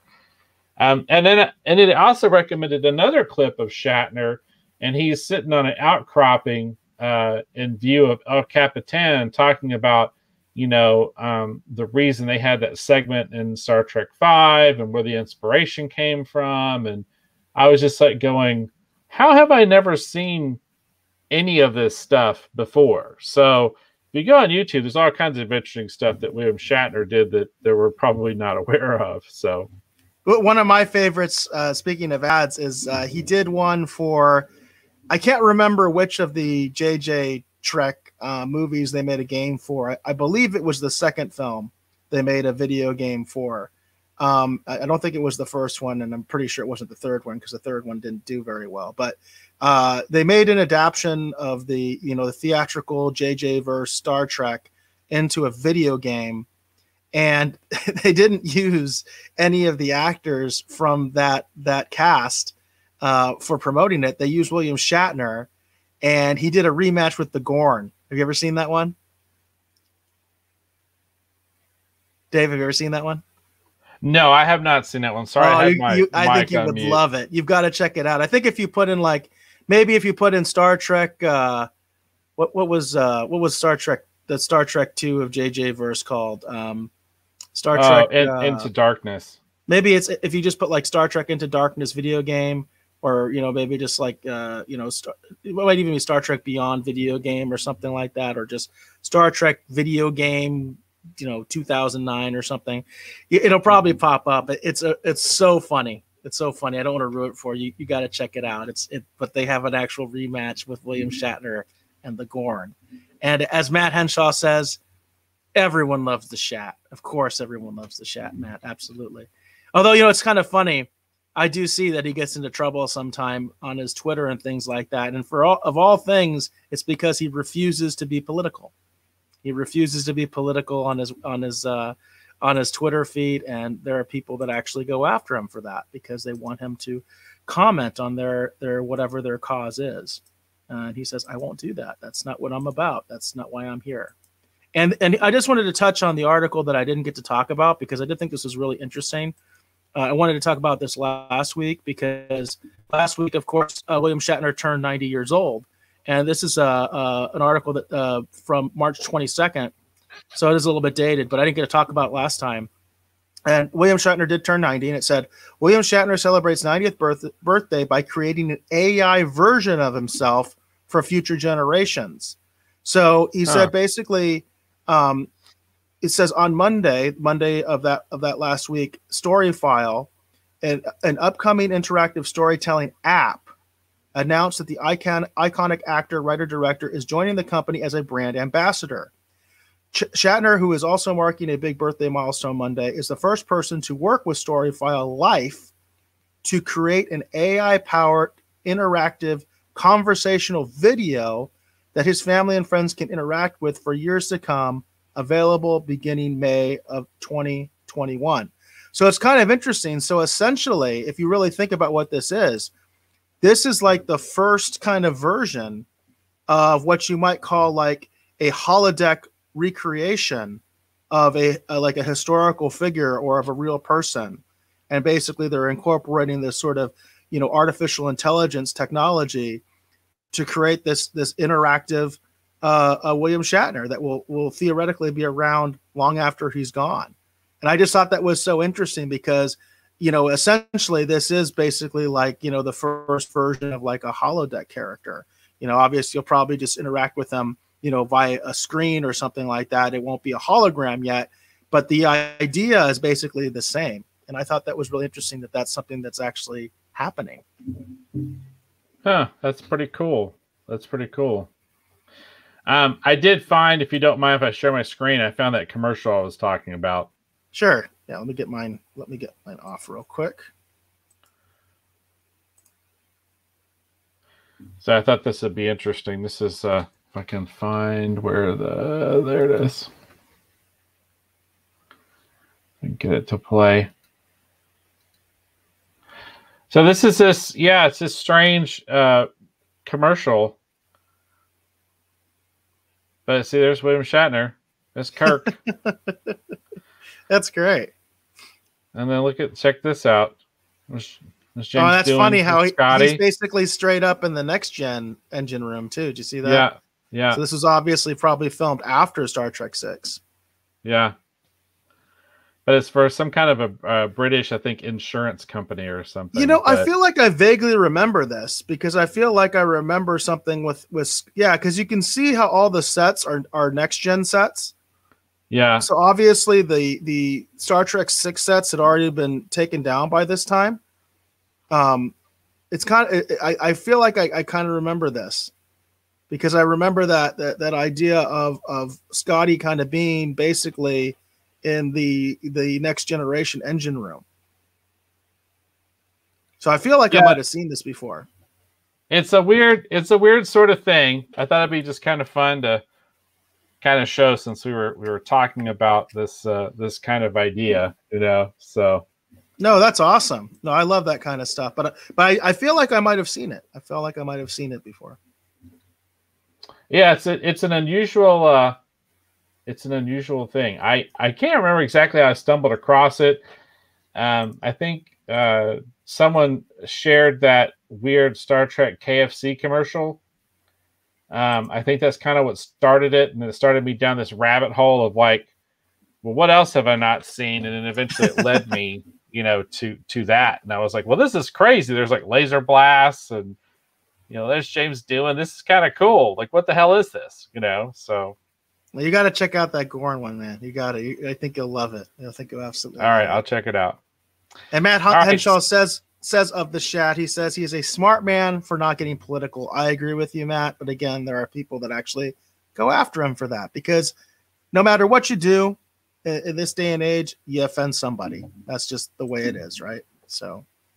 Yep, I'm offended right now. I'm offended that you're offended. You're offended that I'm offended that you're offended that I offended you. Right, so I have another pop culture here. I don't have anything for streaming wars, but I do have one more pop culture. So I thought this was interesting. Eric and I were talking about this actually before the show tonight, but this is coming from Screen Rant. This is by Andy Beckbach. Okay, again, apologies. I can't pronounce some of these names. Good old Screen Rant. Apologies. My friend. All right, so basically here, I thought this interesting.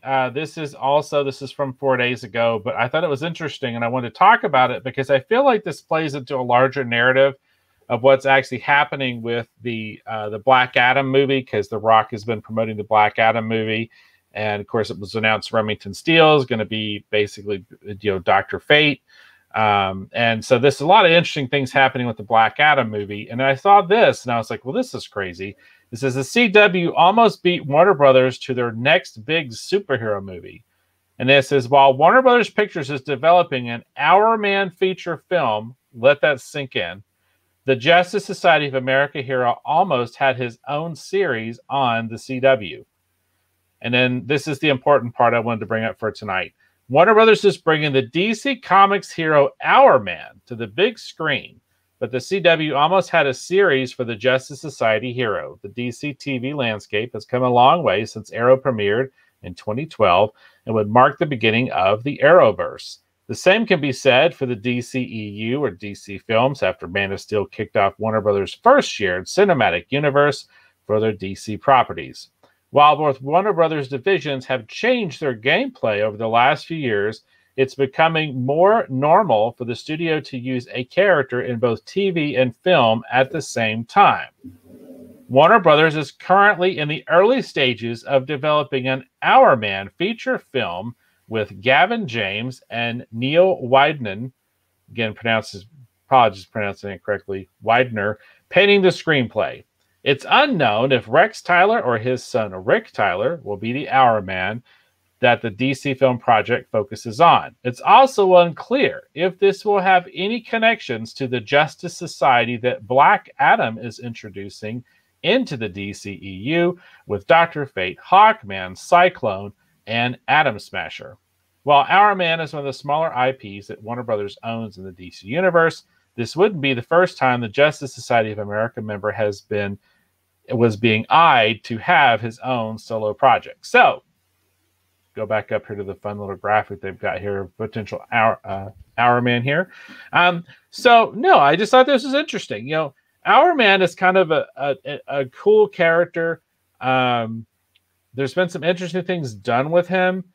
For those people who don't know, the original version of Our Man was a pharmacist who created a pill, essentially. It was essentially a steroid, if you will. And when he took this pill, it gave him superhuman powers, like super strength and agility and all this other stuff, enhanced reflexes, but only for 1 hour. That was kind of his shtick. So it was only good for 1 hour. And then typically he had some kind of a timekeeping device, which was often depicted by the hourglass around his neck. And so once he took the pill, he would activate the timekeeping device. So he knew that he had basically an hour before his powers would run out. I think the most tragic version of this character is actually in a really great graphic novel published many years ago called The Golden Age. And in The Golden Age, this character has basically become addicted and is basically sort of like a drug addict. It's a really interesting, weird, twisted kind of take on the character, but a really good series. I really like The Golden Age. I always recommend it to people. It's very interesting. But anyhow, I just thought this was kind of unusual because we've heard so much stuff coming out of the Black Adam movie. And I was like, well, this is really strange. They're developing an Our Man film. And then the idea that they're even hinting at in this article that there wouldn't be any connection between this and the Justice Society and the Black Adam movie, I find absolutely laughable. The only reason to develop an Our Man feature film is to basically have it tie into the Black Adam movie somehow, at least in my mind. What do you think, Eric? Well, I have a lot of thoughts, actually, and I'm trying to organize them. First of all, I have a lot of issues with Screen Rant. I think they do get some decent information and put it out there, but they put such crazy spins on these things that they really become almost like clickbait. Just take the title. You know, CW almost beat Warner Brothers to their newest big superhero movie. Flash, anybody? No? Does nothing for you? One of the biggest shows on the CW? Yeah, they've had a Flash series for multiple seasons already, and we're having a Flash movie. That's not news. That's not news. And so, you know what I mean? That's just not news. And then this idea, like you said, that they're not going to tie this into the JSA. I was talking to Dave off the air that I had just seen an article. I think it was on comicbook.com. Don't quote me. I don't have the article to bring up. But it was bringing up a very interesting editorial about how Black Adam could be the key to sort of going beyond the Snyderverse, because the Snyderverse is kind of like so trendy at the moment with people like restore the Snyderverse, which we really know is not going to happen, at least not in the near future, not under the current regime. And the point of the article really was that Black Adam, in basically introducing the Justice Society of America, can totally, provide a new direction for the DC universe. And then I do want to point out one other thing, which is that this article says Man of Steel started the shared DC universe. That's complete bullshit. I've mentioned multiple times that at the time it came out, they specifically said that wasn't going to tie into any other movies. They were going to do all the characters individually. It was only later when they decided to do Batman versus Superman that Man of Steel became part of this, quote, Snyderverse, shared DCEU universe, whatever. That was a later thing. At the time they made Man of Steel, it was not meant to tie into anything. It was simply meant to reboot Superman as his own film franchise. So again, Screen Rant, you do some really weird things with your articles, but hey, you're successful, so I guess keep doing them. But the JSA thing is the biggest thing I get out of this. And also, again, with that thought that came from that article that I read before, with this idea of Black Adam, and also you have to realize Shazam, of course, ties into that, because obviously Shazam and Black Adam are definitely going to be in the same universe.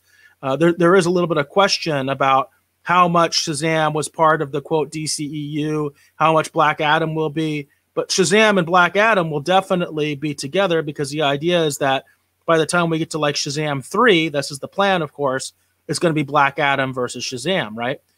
Or Captain Marvel, as he should be referred to. So I think that's interesting. I think that that's a good idea because I mentioned this to Dave off the air.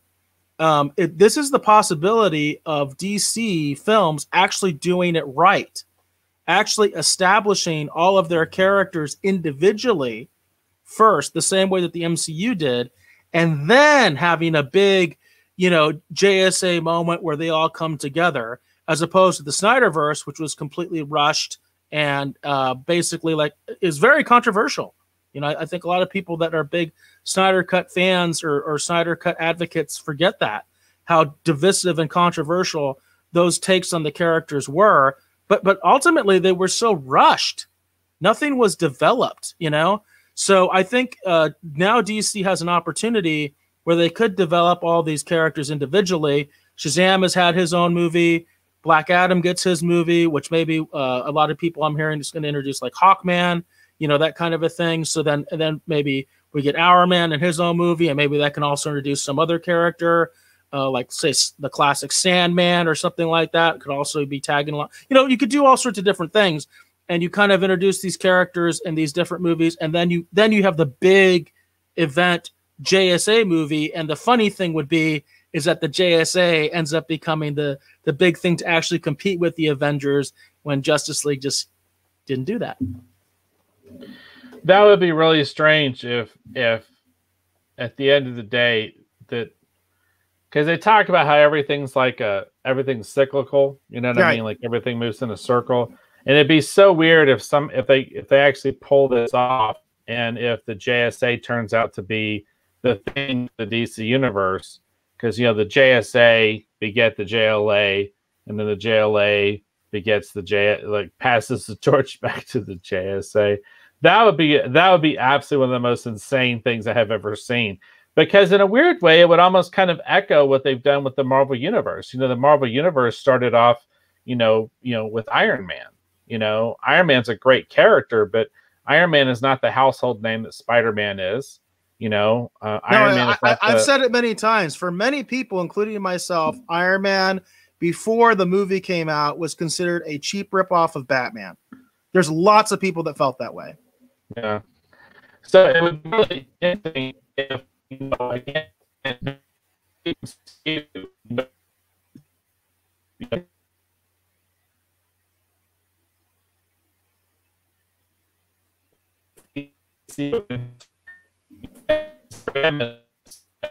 by basically, doing it with essentially, again, almost forgotten, again, right now, D-list characters, right?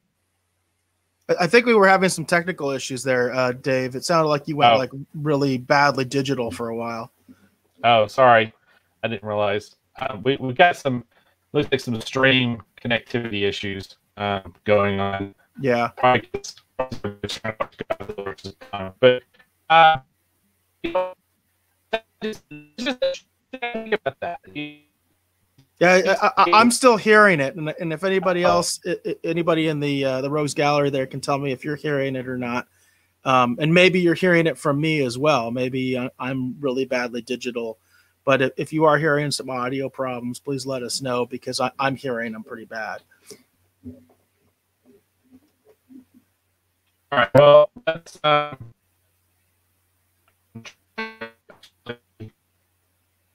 get the screen to change, but it won't change on my end because it's going to go ahead and pull this graphic down. Maybe there you go. Maybe this graphic is kind of bogging us down. Okay. Jane says it's just you, Dave. Your audio is the one that's bad right now. So maybe it is just you overtaxed your system a little bit with the shared screen or something like that. Matt confirms that as well. He says, yeah, sounds like Dave has a bad connection. Well, I'll just keep my thoughts to myself then. We don't want that. We don't want that. Sometimes, as you know, it's just buffering. It just needs a second to kind of catch up. That happens. It just needs some buffer and some aspirin. Yeah, there you go. There you go. It just needs some aspirin. And Jane says you're good now. So yeah, it's just screen rant. Probably screen rant was bogging was keeping us down. That's a joke. That's a joke. Well, speaking of rants, and I know you said that you weren't specifically wanting to talk about this, but I feel like it needs to be brought up because it is kind of big news. This is also a Gizmodo article, and it says Marvel says goodbye to Diamond, chooses new comics distributor in Penguin Random House, which I was really kind of surprised by that Penguin Random House is taking over distributor duties for Marvel. So this is another big blow to Diamond, and I am curious, Dave, if you have any thoughts about this. I mean, I'm not too terribly surprised because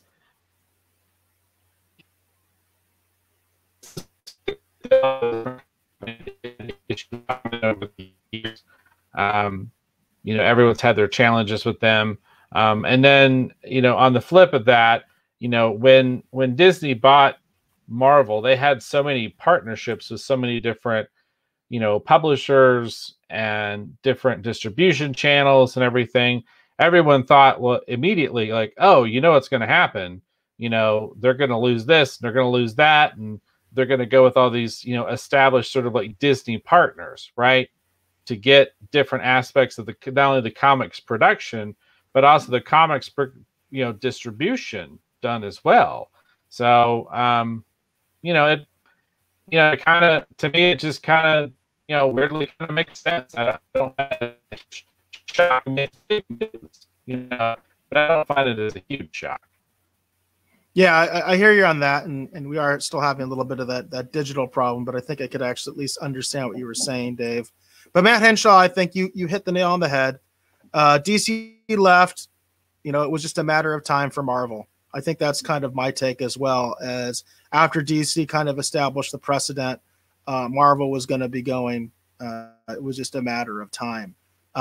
Ultimately, in my personal opinion, I've always felt that this idea of an exclusive distribution in terms of just one company that distributes all comics was always bad.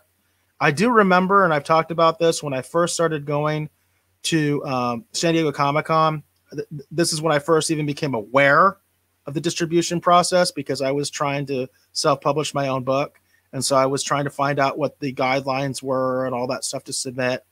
And I remember when I first went, there were still two other companies. There was still FM, and there was Cold Cut. And they were competing amongst themselves for the last 2 to 3% of the market. I think that was the number I got.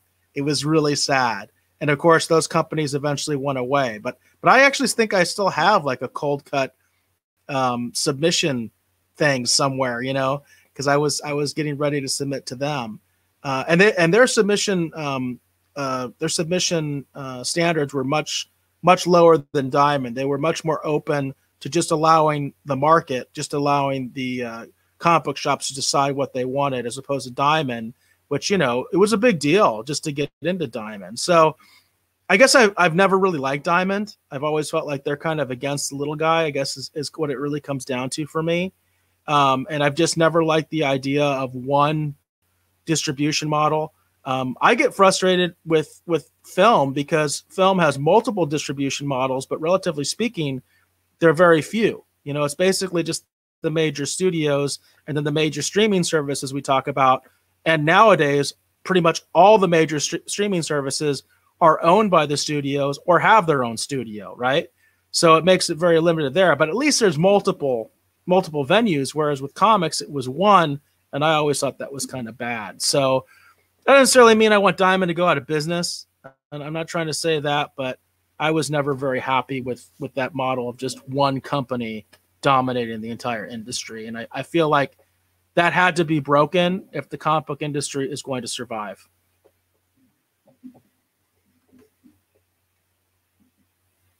And I don't know if you had a comment, Dave, because you're muted there.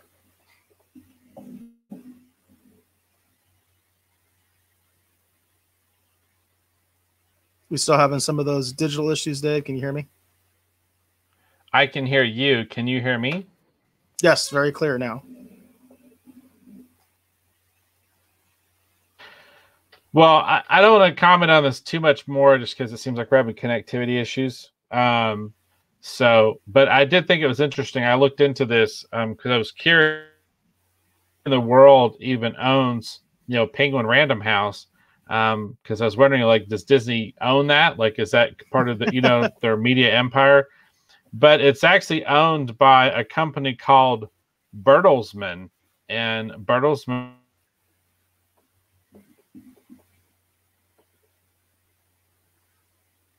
That's weird. So, what did you say about Bertelsmann is what? It's a German media conglomerate. That's who owns Penguin Random House. I'm actually aware that one of the biggest book shows is in Germany. So I know that there is a lot of publishing there. In fact, I found out about that because of San Diego Comic-Con. People would tell me about that. Like, there's this huge event, and obviously I'm sure they haven't had it, in the last year or so. But I know I was told that the biggest book event, just books in general, is actually in Germany. So that doesn't surprise me. Yeah. Matt's got a comment over here. Well, I was trying to pull it up. He says, I agree. Diamond is or was a monopoly for comics. The industry is limping along as it is thanks to COVID. True. That's very true. Very true. Yeah, some people have had great success, crowdfunding, with their comics and taking them directly to, potential supporters, Oh, so. Yeah. As far as indie, that's exactly what's going on. The really successful indie creators, that's what they're doing. They're crowdfunding. Absolutely. That's absolutely what they're doing. And more power to them, because that's pretty awesome that you have that direct connection to your audience and you're able to do that. That's great. Yeah, I'm having all kinds of connectivity issues here. We should probably look at wrapping it up here pretty quick. Do you have anything for Streaming Wars? Well, we're at the 2-hour mark anyway, and my article wasn't like earth-shattering, and because of the connection issues, I think we should go ahead and just wrap it up. All right, sounds good. Okay. All right, so I want to thank all of you for probably watching and listening to this episode of the Retro Rogues Live. Again, my name is Dave Beatty. I've been one of your hosts. If you're curious to see the fun things that occupy my time these days, please check out my t-shirt company, KirbyTees.com, KIRBYTS.com, and maybe even possibly consider purchasing a Retro Rogues Live shirt and supporting what we're.